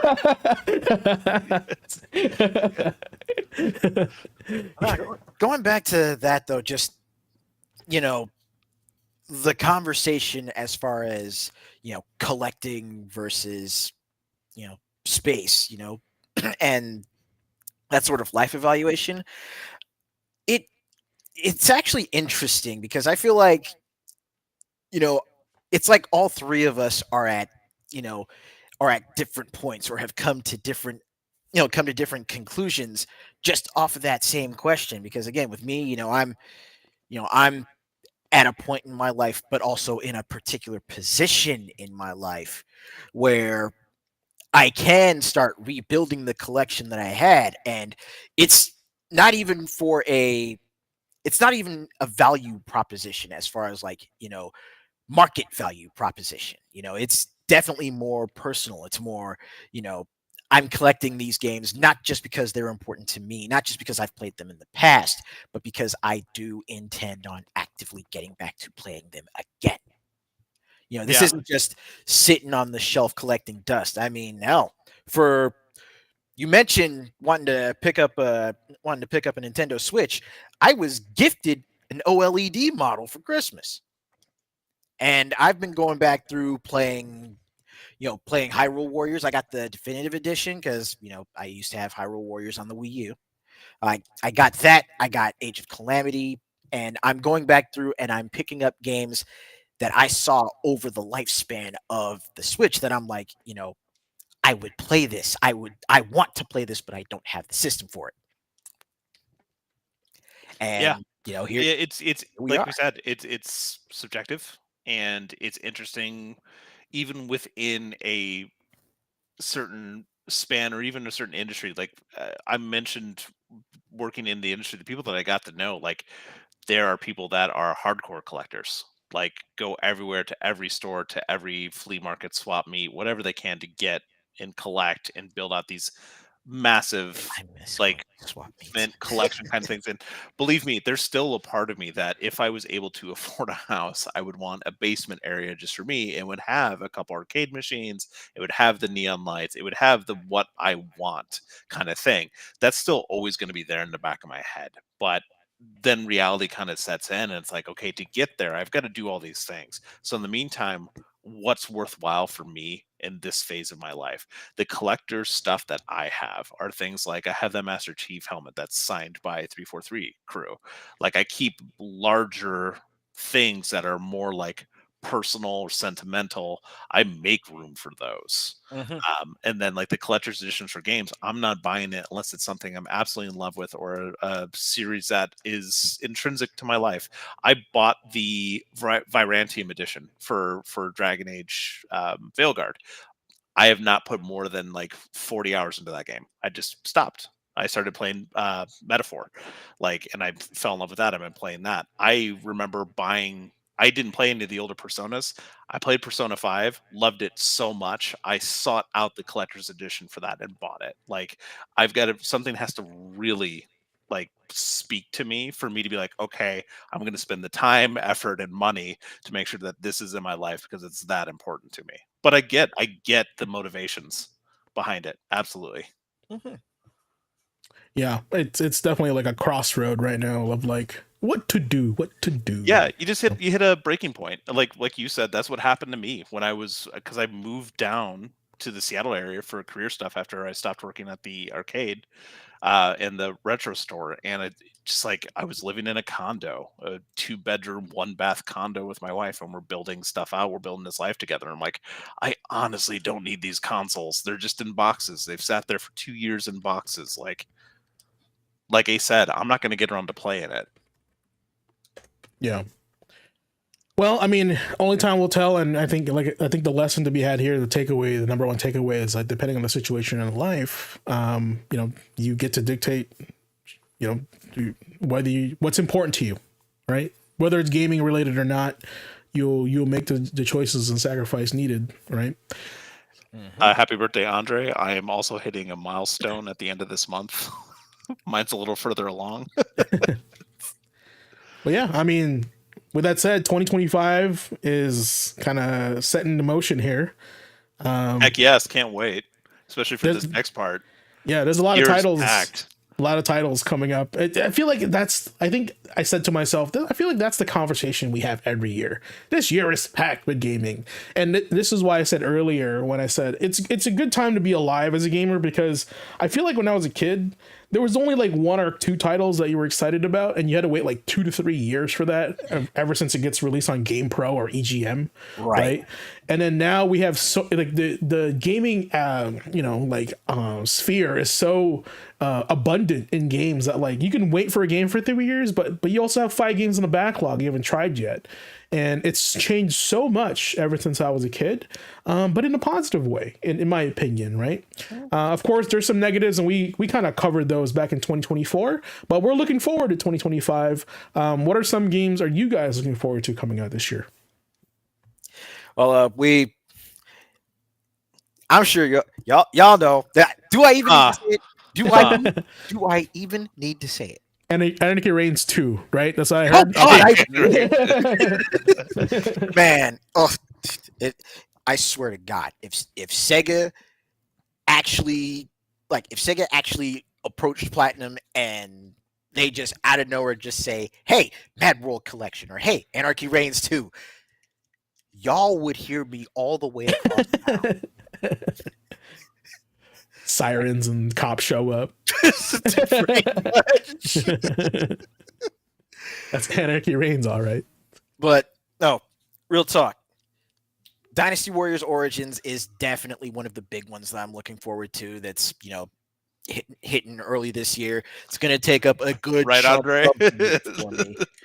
But also, coming up, literally Friday, actually, Freedom Wars Remastered. There we go. That's a good start. Just literally the first 3 weeks of this year has got just solid titles that have so much cross community appeal that I'm glad that I'm getting the chance to play these games, but I'm also glad that so many other people have now taken an interest in them. Let's just say, if I'm going to sugarcoat it at all, I'm something of a Muso loyalist. Muso maniac. No way. I really, For real? I really dig into these. Press X to down. But I Press X to really dig into Muso. these games, and I'm one of the people that if someone just makes an offhand comment about Dynasty Warriors being a button masher, I would my ears would perk up, because it's you may not be giving the games the kind of, it may not be in your wheelhouse. It may not be something you're interested in, but it's still one of those things where it's give it a little bit of time to dig deeper, and you can see that, while you can still, button mash your way through the games and have fun with them, there's a lot more to them. And I'm always up for having that conversation. Good. And I'm glad that you're passionate about it, because a lot of streamers and influencers write off Dynasty Warriors because they see it as just the same game every time, right? And a good chunk of them, especially a good number that I watch, had written them off as just mindless button mashers until they got their hands on that demo for Origins. Oh, and I think that demo needed to happen to wake up everybody that it's back and it's different, right? And it's they're appeasing both new and old, loyalists as well. So I'm excited for it. I'm definitely going to be playing that with you when it comes out. But also, going back to your mention of, being grateful for being alive in this kind of timeline where there's such an abundance of games coming out every year, not to take it, not to make things too morose, but I'm going to say it. There was actually a point in my life where I was in bad shape mentally. I was in bad shape emotionally. And there was a small part of me that thought, you know what? It's game over. There's nothing else that I could possibly want to. It felt like my life was over, and all I needed to do was just turn the system off and be done with it. But part of the reason I'm still here today is literally because I thought, you know what? There's probably going to be some new shit coming out. You still like video games, Nelson. There's probably going to be some new shit coming out that if you decide to take the bad end now, you won't get the chance to play those. Yeah, you don't want to do that because the life cycle of a Dynasty Warriors game is like 2 years. So that gotta wait next year. Did you know you can soft reset Dynasty Warriors with pressing start and select at the same time?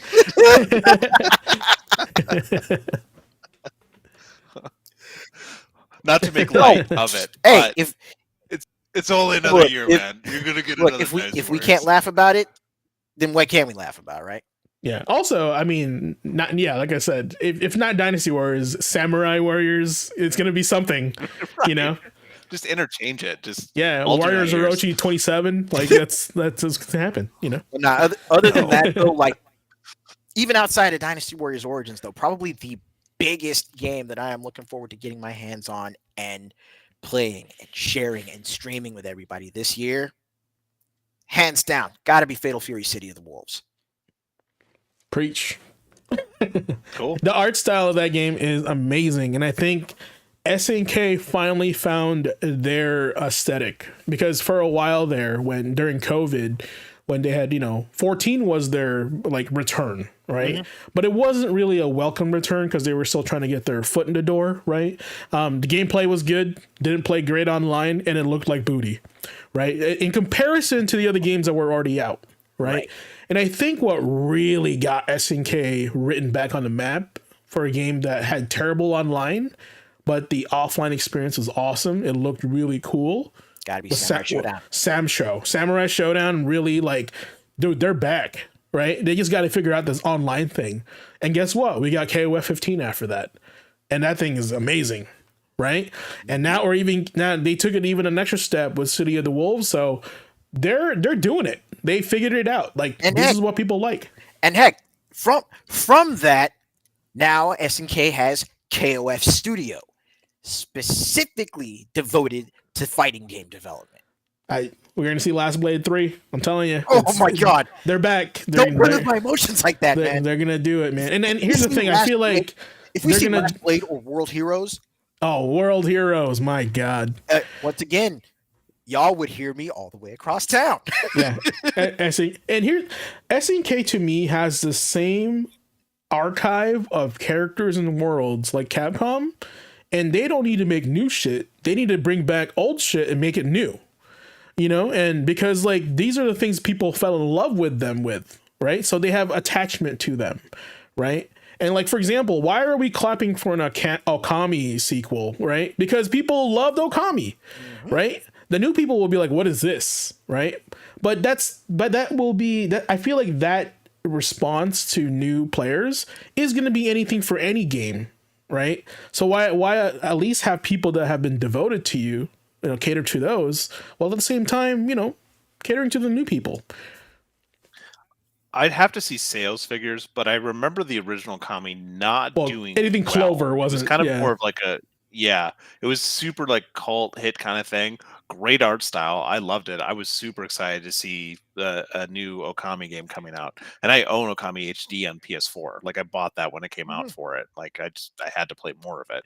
There's definitely like a fan base for those kind of games. But I can see like nuts and bolts, dollars and cents, why certain things are still sitting on a shelf, unfortunately, as much as we call them beloved or cult classics, especially with rising costs, like we said. But it's a good time for Kami to come back. Capcom's been on a roll lately. They have the runway to do these kind of projects again, and it would be great if more companies and teams in the industry are allowed that. Yeah, no, hear me out, because like I don't expect AAA titles to be re-released from old IPs, right? For example, the best example of this that I saw recently was the new Ninja Gaiden game.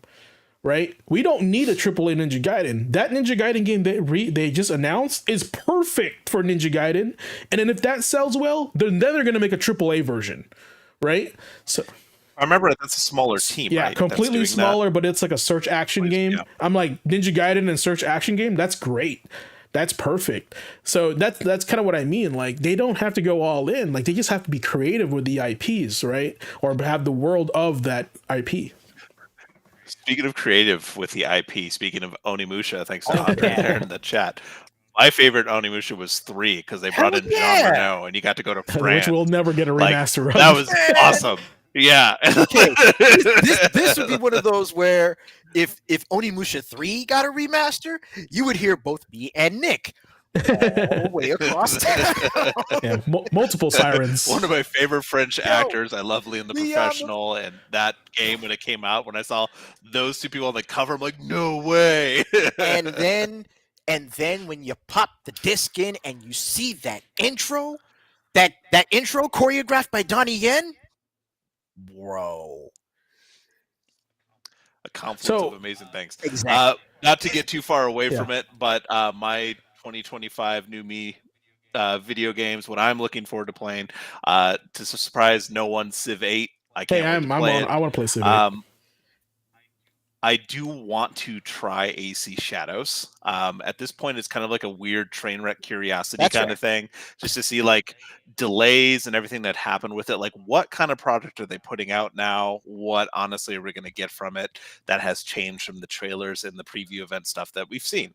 I'm just interested to see what happens in that because that could be interesting for this year. Avowed, I've been hearing amazing things about that, and I'm getting more and more interested in it. I love the cover art, can't wait for it. Of course, Like a Dragon, Pirate Yakuza. Ace and I could talk all day about that. I am interested in GTA. I am interested in GTA 6. We're going to talk a little bit about that here with one of our articles, so we'll talk more about that then. Ghost of Yotei. And for me, my own little personal bubble of games that I can't stop playing. 2 Point Museum is coming out. I play all the 2 Point games. I love the original Bullfrog team, so like Theme Hospitals, what I played back in the day.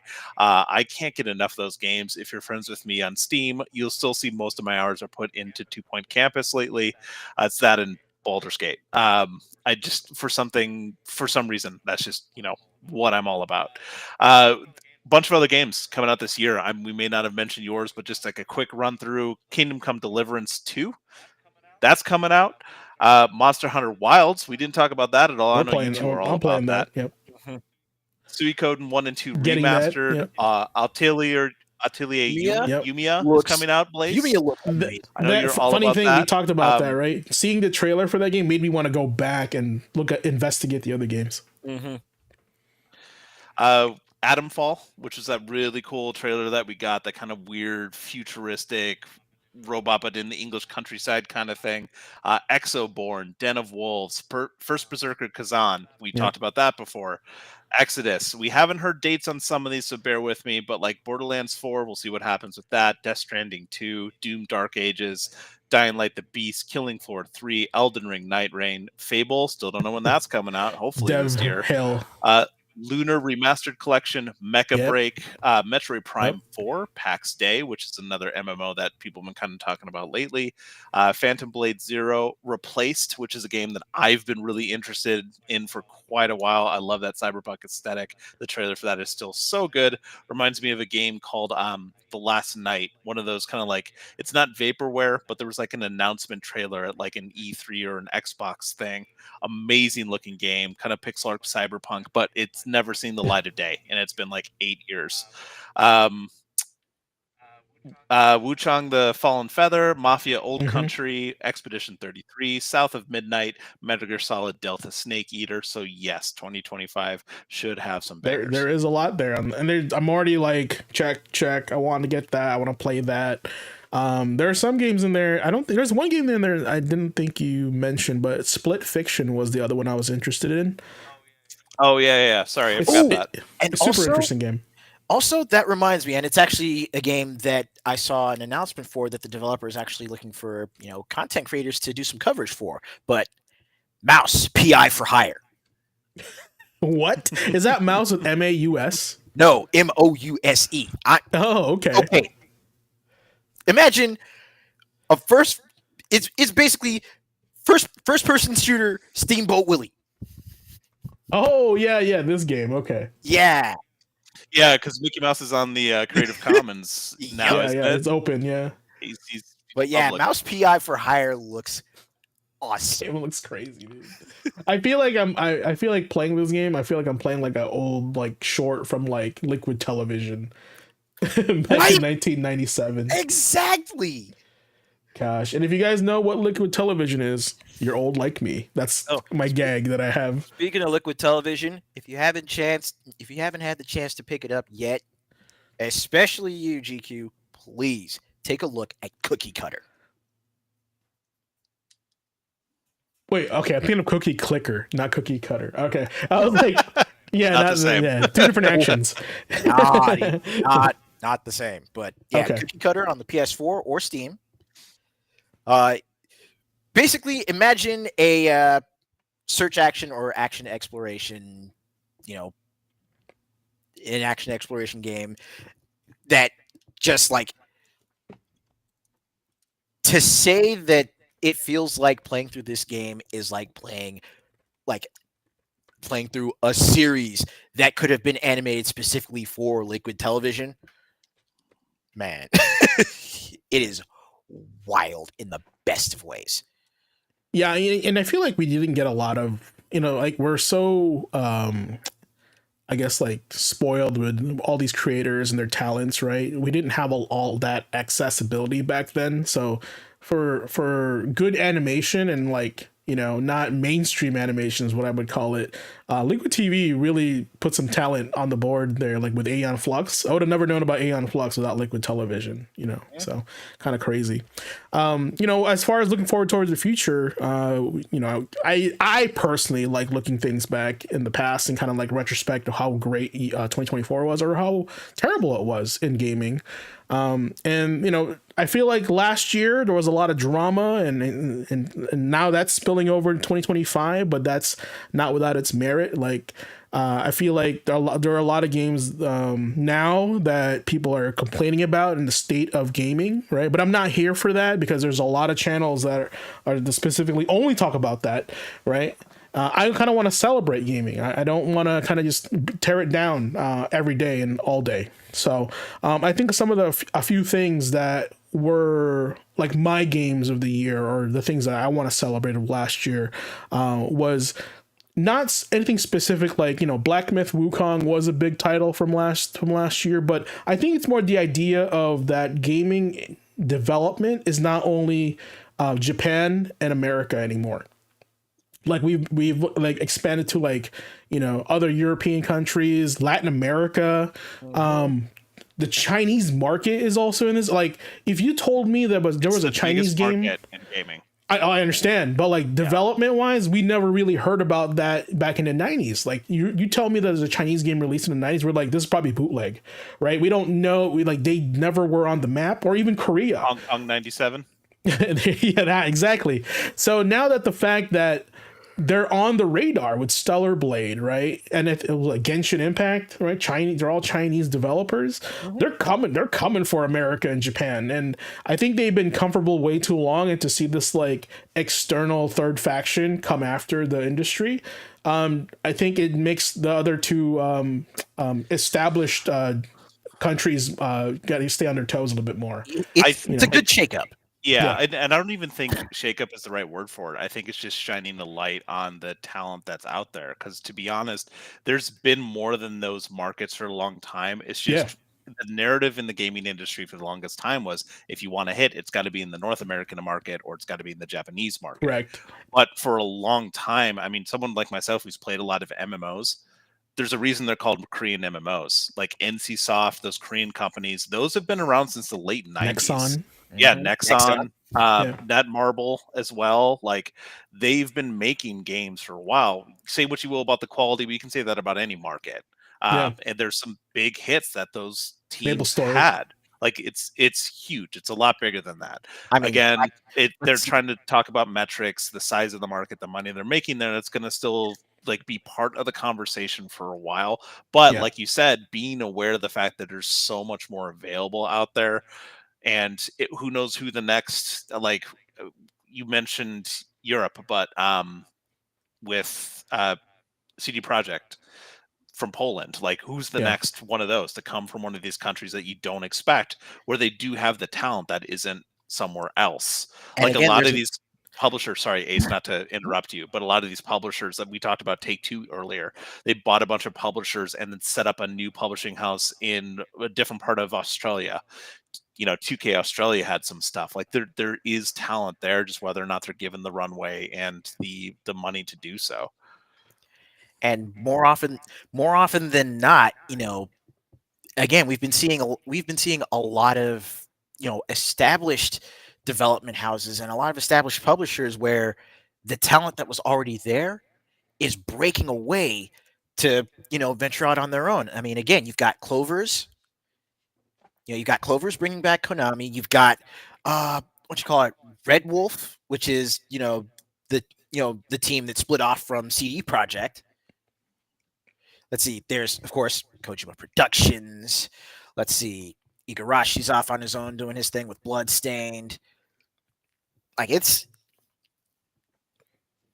there is a lot of change going on in the industry, and again, not just with these developers that are splitting off, but also again, more talent from previously I guess not so heavily reported on regions that are really making headway into you know Right. into the broader Yeah. zeitgeist. And like I said, it who's going to give them the chance? A really good example, and I put this in the article section. We're not going to have time to go over it tonight, but just as like a quick fact, so Tango GameWorks, kind of like one of the like indie Mhm. darlings of this last year, they're saved. They were purchased by another company. They're going to relive. They're going to probably have to rebrand, but Tango will still live on, and they will still give games.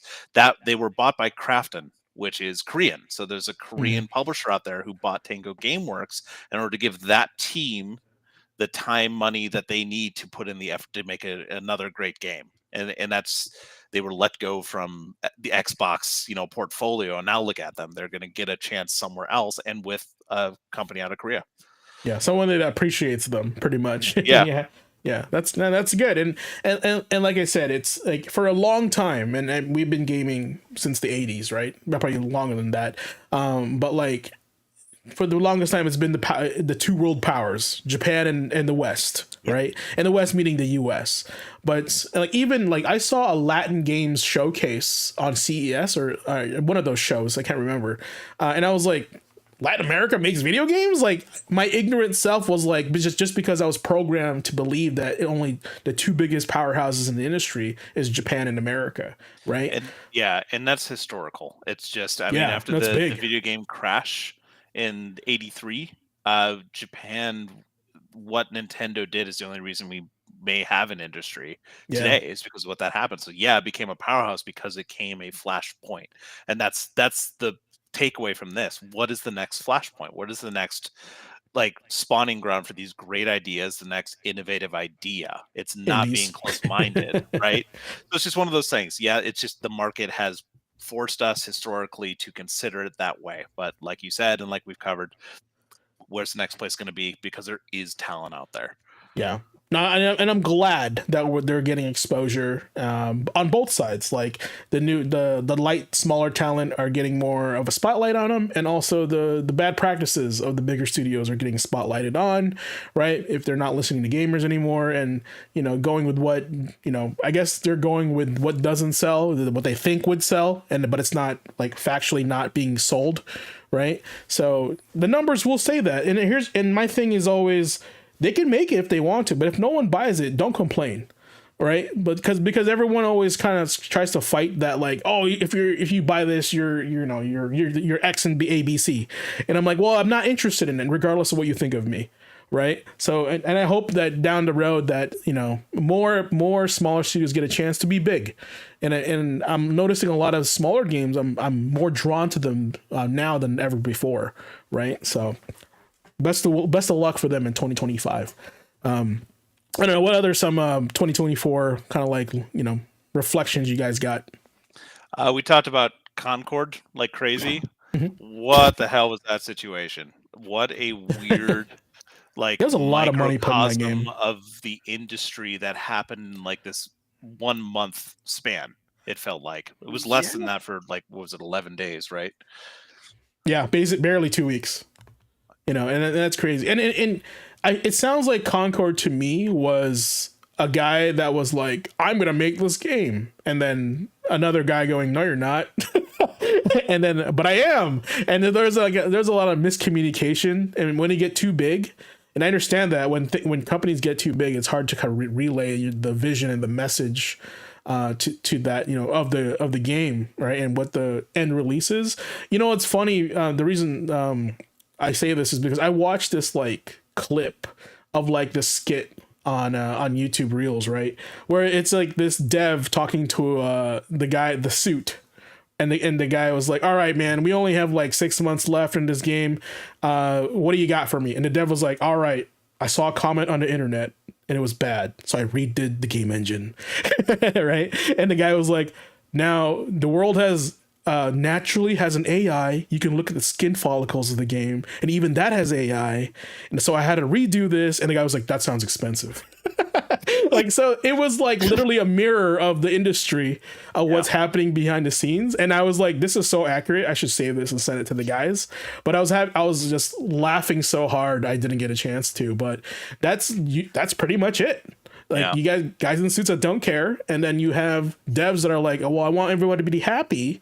So when there's too many chefs in the kitchen, you know, especially from the vocal public, right, and the pressure, you end up with like something that wasn't even intended to be made, with over budget and bloating, right? So I tend to be a little bit of the I'll be honest, I tend to be the devil's advocate sometimes when we have these conversations, just because I see the back end and I've been a part of it. And there's stuff like that, though, you can't defend when it's like out there in the open and blatant. You're like, oh, that was just a bad choice, like across the board by everyone. That's just not good. So yeah, the Concord thing was like 2024 was, and Andre said it in chat, and a couple other people did as well. It was wild for a lot of reasons, and we don't want to get too negative, but like for me, it was Concord because it was just such a massive failure on so many levels, and it was out there in the open. Like, it was very obvious with a live service game, it's going to be that way. Game Informer closing down in 2024. That's super sad. I mean, shout out to all my homies at every GameStop that was forced to sell memberships for that. I was part of that madness. Yeah. I mean, I loved watching or reading Game Informer for the longest time. But, you know, it lost its luster once I had to sell it all the time. Andre, the Helldiver situation and where they've gone now, and now they're kind of back in everyone's good graces. Nintendo suing Pal World as well. Dude, that is, bro, that to me is the craziest thing, a game feature to be sued by that. It's like, and another streamer said this, it's like, to them, it's like Nintendo saying that we'll sue you if you put a jump button in your game. Like, literally, like the same thing. And them winning that, just like that will like expand on that down the road. You know what I'm saying? It opens up a wormhole of other things. I forget, there was something similar to that. I can't remember what it was off the top of my head, and I'll probably think of it the moment we're done with the podcast. But that same kind of thing where a company tries to like put some kind of patent on a word that's like candy. You can't do that. It's just like, what do you do? Candy and Let's Plays were the two words, the two big ones back then. But it's crazy. And also, like, come on, Nintendo, stop bullying these smaller companies. But I get it, they're super protective about their stuff. But 2024, I mean, again, not to get super negative with it, but the layoffs in the industry, and you know, I was affected by that myself, and it's something that hits home for me and a lot of my friends in my network. And it's scary just for the fact that 2025 is just going to continue that trend. It's just, I want to piggyback on this conversation, actually. So there was a thing in the Game Awards where that guy was like, I help gamers or developers find jobs. Yeah, their shout out guy, their community. Was that the most tone deaf shit have you ever heard, or what? No, I don't think it was. But that may be the fact that I was affected by it, and I know people that were. If you weren't directly connected to that, it can sound tone deaf. I don't think it was. There's not a lot of resources out there for people in industry to have those kind of connections. I think it's packaging, the way that it was shared and the way that it was presented could have been done differently and maybe helped you with that tone deafness. But the mission behind it, I think, is important. I think there was also some information that came out, you know, specifically about that particular person, that he was involved in he's involved in some kind of I think it was like acquisition. Oh, I think he was like 10 cents. Yeah, he acquires smaller companies when they're dead or something like that. So you know, it's basically, you know, they go in, you know, they swoop in, acquire these companies. That's a conspiracy, gaming conspiracy hole for sure. For sure. Well, I mean, you know, here's the thing. You know, you talk about Concord. The biggest surprise to me this year, actually, for gaming was actually Star Wars Outlaws, just because Star Wars is such a big IP, right? And they put more money into its marketing than they did in the development of the game, from what I heard. And it also just flopped drastically. I've never played it. I can't make a comment on the game, but like, when you throw that much money on a very popular IP, like, what happened? What do you think happened there? expectations with that on there. I mean, the last few Star Wars games were the Jedi Survivor, Jedi. What was the other one? I keep wanting to say Yeah, Outcast. Survivor That and one. Fallen Order. Yeah, like those did really, really well. Yeah. And they're a reason that a lot of other ones that got greenlit. At the same time, remember was multiple Star Wars projects tied to major talents in the industry that got canned before they were even released. Oh shoot, I can't remember her name off the top of my head. One of the big names in the industry. I will remember this afterwards. Anyway, Jade Raymond, maybe. Anyway, Go ahead. There was just the multiple Star Wars projects, major ones with major talent behind it that it got canned. So the fact that this one made it through, there's a lot of expectations on it, and marketing sold that game, and a lot of the reviews came out with it being, I won't say boring, but milk toast. Let's say that it just wasn't what they were sold on, and it was a lot of that like bait and switch kind of feel for people. I think it wasn't a bad game. It just did not get anywhere near the sales figures they needed it to be, a game that was worthwhile or made money for them. So, like you said, it's a flop. Like monetarily, Yeah. it's not a bad game, but it's not what people expected. So it did not sell well. I mean, I guess what's the expectation? Like, because the character wasn't a Jedi or what? No, I don't think so. I think when you looked at that game when it first came out, at least in my experience, I'm just speaking from my own personal. I haven't played it, so I can't really say much about it. It kind of reminded me of what we were sold on with Star Wars 1313. With 1313, you were sold on going into the depths of Coruscant to be a bounty hunter in the seediest, darkest part of the central part of the universe, right? You were supposed to have this like in-depth life, or this very like, what's the word I'm looking for? I really felt like you were immersed in that world. In Outlaws, you were kind of being immersed in that like outlaw Han Solo, like skin in your teeth kind of lifestyle. When you got into it, it was tons of like stealth that wasn't done very well. So the pacing was slow. The writing was a little, it wasn't bad, but it wasn't great. The world wasn't as pretty as you were hoping. It was just like the pace and everything didn't live that immersion of the story you were told in the marketing. So the marketing was great. Like you said, they put a lot of money behind it. I thought I was going to be this rascal, like barely surviving, trying to make ends meet, and like get this really cool story about me and my crew. And it just didn't really translate to that in the final product. Okay, interesting comment here in chat. Jago said Ubisoft is in the Crapcom era without a parachute. So, I mean, they had some opposite of what a banger is before this year. So, but they're a big company now than they used to be. So there's probably a lot of discussion that need to be over there and see what's happening with them. I wouldn't even say that's the problem. I think it's the problem that Ubisoft is just making Ubisoft games. There's not a innovation, at least innovation done on a scale that needs to move that needle forward. It's like little things like Far Cry 5 to Far Cry 6. It's like we changed one or two things. It's like, okay, but it's still the same thing. AC to AC. It's like, okay, we changed the setting, but it's still going to each individual like marker on the map to collect 20 different things. I'm also like reading that the talent isn't as good as they were before, because apparently like people that used to be like senior developers on these projects, they're now like moved on to other things, and like these like junior developers with no experience are working on these AAA titles as a senior level.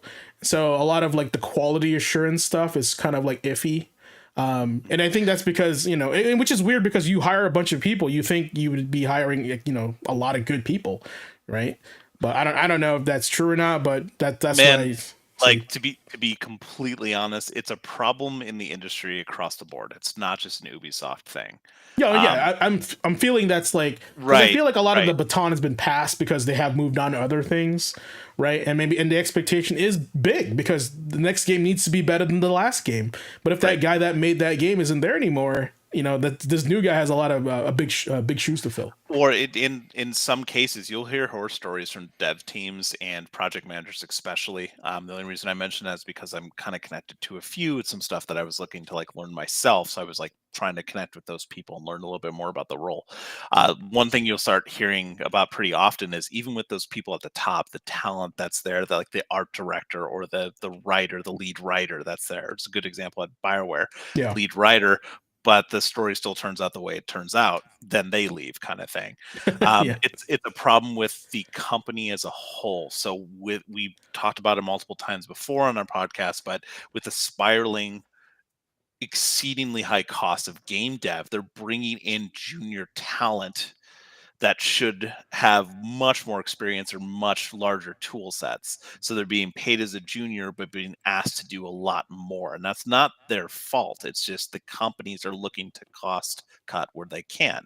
And with AI coming in and potentially automating some of that stuff, who knows what we're going to get in the future? Again, it's going to be people coming in that maybe don't have the experience to be there, but they're being paid that entry level. So the game is still going to be pushed forward. It's just not the investing that needs to happen. But again, that's a whole nother conversation. Like, what is worth investing? Is the cost of game dev too high? Like, it is. Yeah. But where's the give or take? Like, what can we do, kind of thing? Yeah. Well, and in the end, they make a choice. Yeah, and the fact that there's like smaller games that are like just way more fun to play and they have less of a quarter of a budget than these AAA titles, and they're succeeding to their level of success. I feel like I said, these established companies have lost its way, right? Or maybe like you said, the expectation of the gamers for those companies need to be X amount, and they're having a hard time filling those shoes when people, veterans in the industry, are shifting. Yeah, so I mean, it's very real for me because Ace and I talked about this before, but I am a huge fan of BioWare. It's not BioWare as I know it anymore. It hasn't been for a while. Playing like Veilguard, and then even watching like previous BioWare devs play Veilguard and give their impressions of just like it's them really trying to get past the anxiety of being a BioWare game, and that's a really big insight into like they can't own it anymore. It's not the same company, and our expectations on that are what's causing this like rift between the two. It's interesting. All right. Man, jam-packed episode. We still got a few things to go through here, but real quick, guys, I don't want to put too much time into it, but what are you guys currently starting to play in 2025? Well, switch it over to here. The OG Dynasty Warriors for starters. Yeah. Give us a rundown for those that don't know too much about DW1. So, well, it's certainly not what's on the screen right now. No, I know. Switching it. But like the OG Dynasty Warriors again was it was previously a weapons-based fighter. It was Koei Tecmo, still around there, Dead or Alive, in particular the original, the first game, but it was still Koei Tecmo trying to do their thing when it came to fighting games. And with the original Dynasty Warriors, it was them once again tossing their hat in the ring as far as creating a weapon-based fighter to try and compete with games like Tekken and Soul Blade. But with the original Dynasty Warriors, again, there was such a unique sort of emphasis on, the clash, the actual clashes, not just between certain specific generals, but, again, just like, clashing characters, clashing weapons. It was really there was a real emphasis on, going head to head. And even how the Musou attacks were developed, how the Musou attacks were implemented, you could still actually go head to head with two characters using those same attacks, and you would get that sort of stalemate. So you had to, you get into a mindset where you really got to start thinking, again, of which attack will either go around, intercept, or just outright defeat the incoming offense from the other player. For those that don't know, DW1 is a fighting game, but the rest of the Dynasty Warriors game is a beat 'em up. And so that's why if you're new here, right, like, and you don't know anything about Dynasty Warriors, like the first game is totally different than the rest of the series. Yeah, it really is. It's wild to think about how, again, how you have a series that starts off like in an entirely different genre from where the rest of it wound up going. We got a lot of interesting chats coming here from Jagos, but the one that really stood out to me, because he sometimes jump on my personal stream and say that, hey man, I don't really look forward to playing Cobra Kai anymore. But he said reviewing that game is only going to make me focus on Game Mill as a publisher and their failures in that regard. First of all, their name is Game Mill, not exactly the best name for a development studio. Not really, no. Yeah, but the quality of games that they've been producing, which I've been buying, by the way, because I have Karate Kid Street Rumble and I play that now, is that they're definitely a AA team, and so far from my experience, they're taking 80s games and making them playable in 2024 and 2025. So maybe they don't have a big budget, but for the level of game that I'm getting, I'm not paying full price for these games. First of all, the game shouldn't be $40. They should be like 20 or less, right? But I think that's the big thing. If they make a game that's $40 at that level, it's too much. But if this game was $20, I think it would be more accepted in the gaming community. So Game Mill should basically be calling themselves shovelware. I mean, it's not, to me, it's like, it's not shovelware, and I don't know if they're talented enough to kind of like push like a really good beat 'em up, like some, because there's a lot of beat 'em ups out there on Steam, right? But like there's always something missing in the games. I also played the G.I. Joe game that they made, right? And I felt like that game was pretty good, but there was also something, the feel of the game felt like stiff. Like there was maybe so you're saying that they're basically LJN. Yeah, They're there's just like licensed game fodder kind of stuff. Basically their Q&A or their quality assurance is AI. Like there's nobody there but like a mannequin, right? So it's because it's like you can tell like this could have been a good game if they polished it more, but they don't have that money or something. They ran out of money. So, but yeah, Nick, you said you're playing Metaphor instead of Baldur's Gate because of time limitations. It keeps spiraling out of control. I just started Metaphor after the new year, so it is my new game for 2025. Picked it up on sale, but I couldn't get around to playing it during the holidays. So I've put in only about 15 hours so far. So I've only been playing a couple days where I can. Have been able to really sit down this weekend, I'm hoping to. And I mentioned earlier, I love Persona 5, so this is right up my alley. I'm enjoying it so far. I can see why it's getting a lot of accolades, even from the early game. Yeah, and so here's the thing: you have two RPGs that you're playing right now, and both are like RPGs of the year. Are they? Do you think like they're two different RPGs on their own right, or is one better than the other? Like in their own right, absolutely.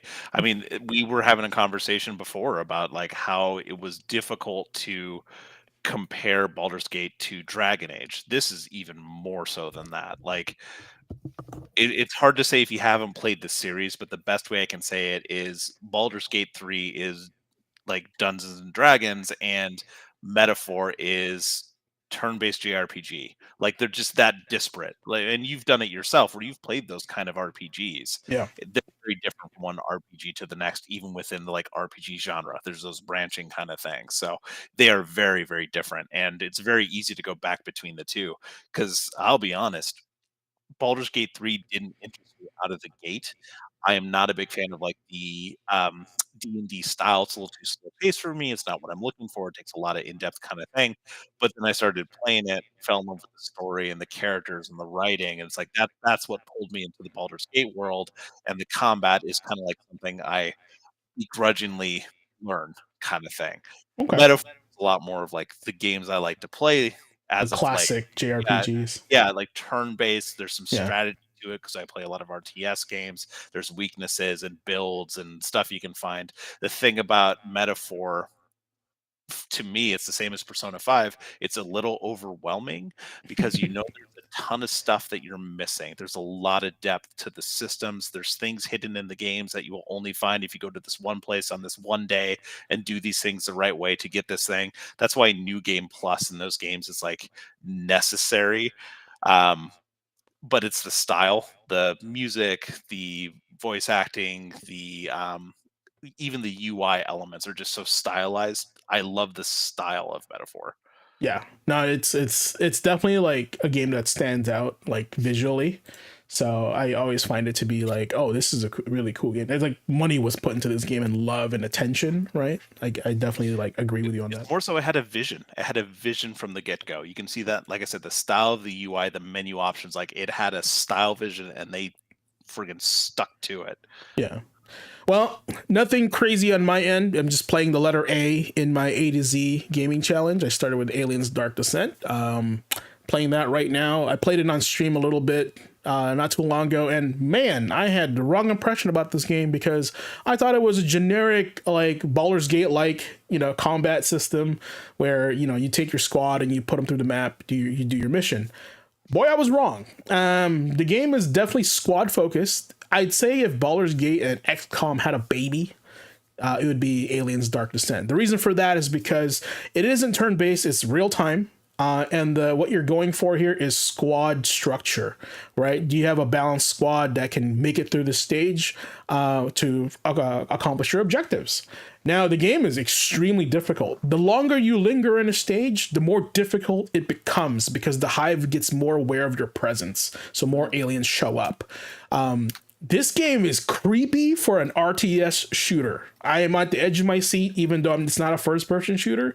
They captured the essence of Aliens, get dark, gloomy, and they're dangerous. Like no, and there are some epic scenes, and I'll hope to capture them soon. But this is one of those games where if you've never played it, you would probably have a different impression of it as if you did play it.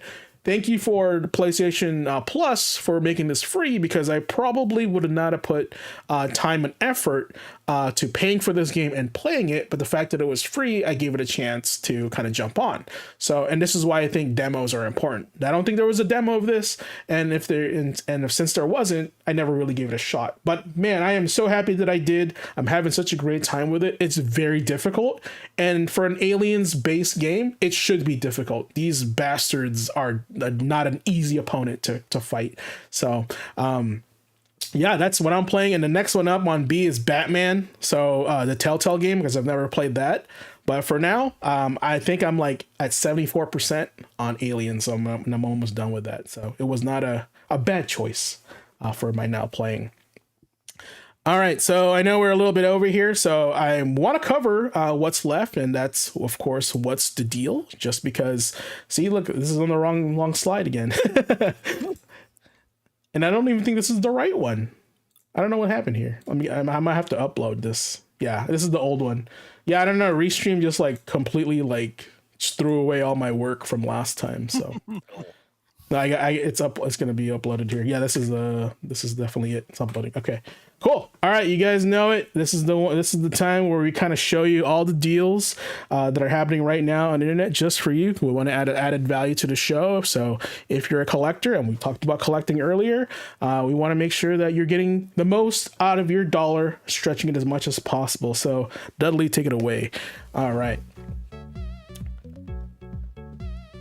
All right, so the first thing on our list here is going to be this Atari Game Station Pro video game console for $59.90 on Amazon Prime. So if you want to own a modern day retro Atari system, yes, I said that, a modern day retro Atari system. This is not one of those weirdo cheap ones. This is actually a really good quality. This was actually sold via GameStop exclusively, I think, but then it got eventually got ported over to Amazon, and the other stores had it as well. Let me know if this music's too loud too. Is it too loud, guys? Oh no, it's okay. You guys can hear it? Okay, awesome. All right. Next one, and there's not a lot of sales after the holidays because they focused on selling all those things in the fourth quarter before the holidays. But Super Monkey Ball Banana Blitz HD on the PlayStation is only $10 on Amazon. So if you like Super Monkey Ball, you can own a physical copy for $10, and I think that's even cheaper than if you bought it on PSN. So keep that in mind. If you're a fan of JRPGs, and we've been talking about it all night, the Legend of Heroes series is an awesome series to get into. Trails Through Daybreak. The deluxe edition is $41.99, not full price on the Switch, unfortunately, only. So via Amazon Prime eligible. Also, it's available at Best Buy for the same price. So it sounds like they have a permanent price reduction for Tales of Daybreak or Trails of Daybreak. Speaking of shock games, I know earlier you were like, hey, BioShock. And I realized that I made a System Shock game available for What's the Deal. It's physical copy. It is the remake of the original System Shock game on the PS5 for $19.99 via Amazon. It's just the same price as when I picked up Sunset Riders from Babbage's on that bin back when I was 11 years old. Now, if you're a fan of Dead Island and the ever illustrious Dead Island 2, when we were trying to figure out when it was going to come out, well, it's finally out now and not in full price. You can get it on the PS5, Xbox One, and Xbox Series S, I believe, for $17.97 via Walmart. So less than $20, you can be playing Dead Island 2. And I heard it was actually a pretty good game. Next, we have something a little bit offbeat with Goat Simulator 3 for the Switch for $19.99 via Amazon or GameStop. I played the first one and I had a blast playing it because it is what they call a video game. And if you like those types of games too, Goat Simulator 3 will not disappoint you. And that's pretty much it for the games minus Forspoken, which is, I wanted to sneak that in there because I feel like this is a very underrated game for what kind of game that you get. Only $14.50 via Amazon. I mean, this was originally a $70 game, I think. And to get a physical copy of it and play like a unique game, I don't think this game was out on the Xbox at all. So pick it up and while it's cheap and add it to your collection. And it plays to me like an open, not an open world version because they're open world. This is like if, what was that game, guys, on the Sony PlayStation? That was like you're the superhero and you get powers. Infamous. Yeah, this gave me Infamous vibes, just with a different like world, right, and a different character. But it plays very similar to Infamous, if not better. I almost said Prototype. Hey man, don't bring that game up. I love that game. I miss that game.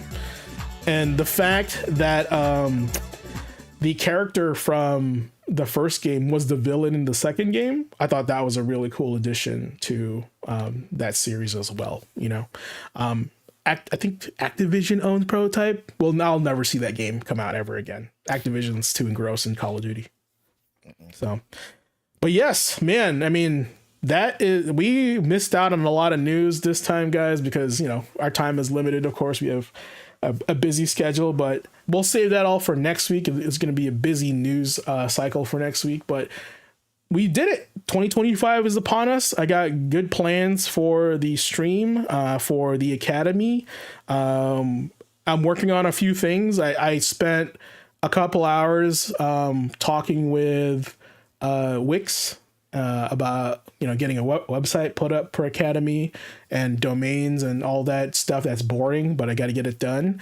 Finalizing a logo right now, so next thing you'll see us, we'll probably having logos on our hats, or polos, whatever the student faculty would appreciate. So we'll throw it out there. Yeah, honestly, one of the goals is for me to have a student store for people to access, because I've been getting messages about merch.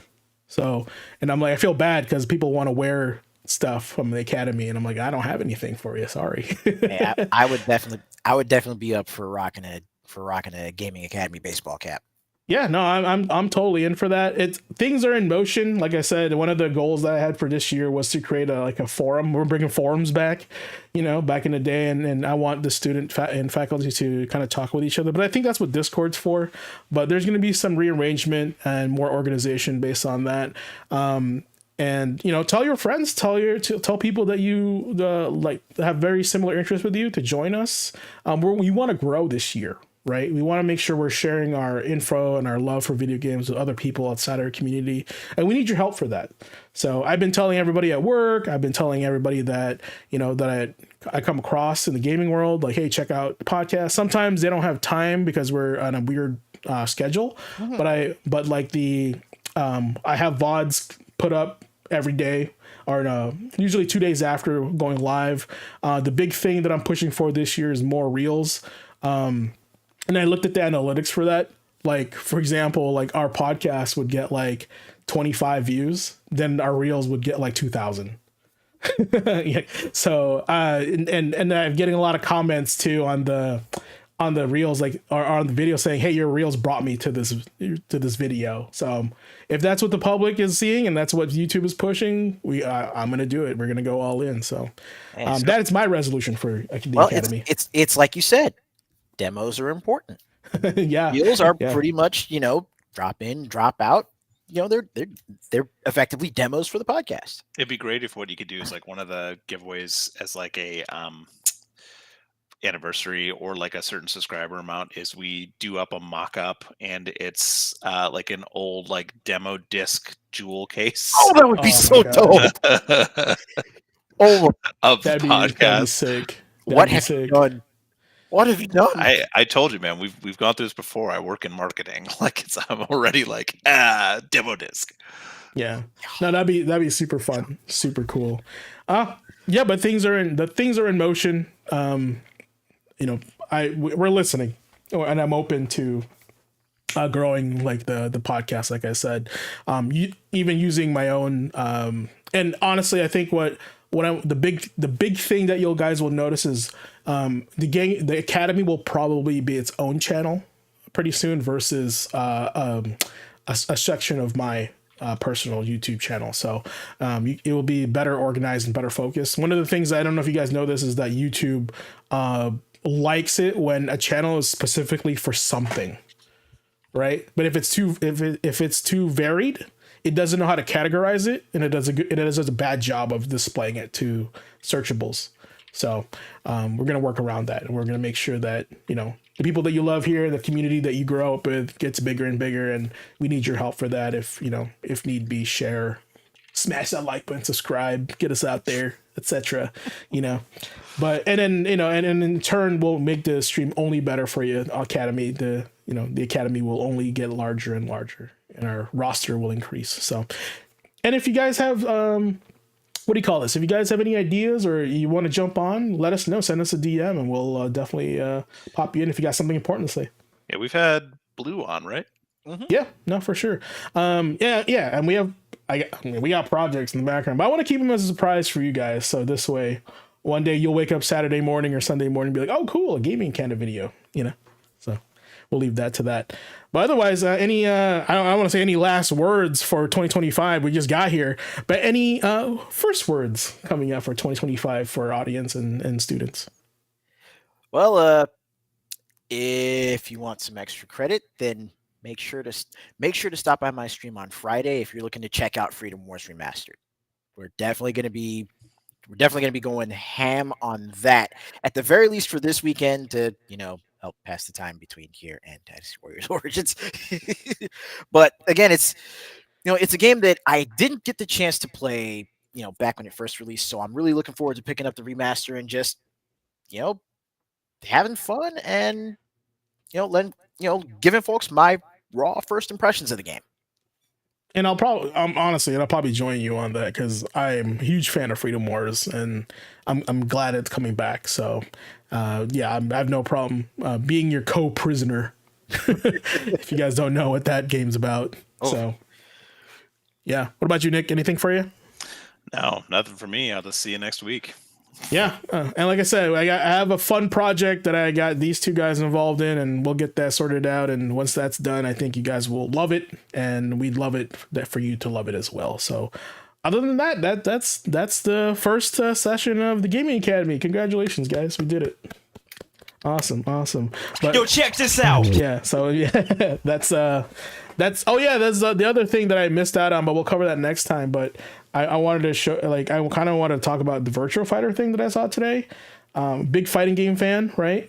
And if you guys haven't seen it, like, maybe somebody could, put a link on that NVIDIA. It's in our Yo Check This Out section. Is it? Yeah. Okay. Let me. Yeah, go and paste that on the chat. In the chat. And man, if that is the future of fighting games, sign me up. So I will caveat with that. That is mocapped, so it's not in game, but still is like a concept. It is it's pretty much a demo. It even says non gameplay on it, and then they also have another trailer where they show two guys playing the actual game on like the pre build, right, which is going to look more like Virtua Fighter. But their ability to do as such is what I'm kind of getting at, is that if they could make machinima videos look like that, I'm in. Like, especially if, can you imagine if the next step in video game fighting games is that you now can record your own fight scenes? That'd be sick. It right? just reminds me of Nick Arcade when we were kids. Yeah, wanting to be in the video game. Just you are the those game kind now. of things. You can go to like gaming centers and you can like stand in the camera and like look at the monitor and pretend you were in the game. It's when we played Rainbow Six Vegas and we used a little like shitty Xbox 360 like white camera to like capture your face. You could put your face in the game like stretched across. Yeah, like, those were cool. It's those small details, man, and I feel like they're kind of like gimmicky, of course, but it's the attempt, and like and the fact that like we're talking about it right now, even though it was not that great, that they were memorable as well, because that was just one way for you to kind of immerse yourself in a video game. So looking forward to 2025, guys. Appreciate you guys so much. Thank you. But yeah, other than that's it for me. How about you guys? See y'all next time.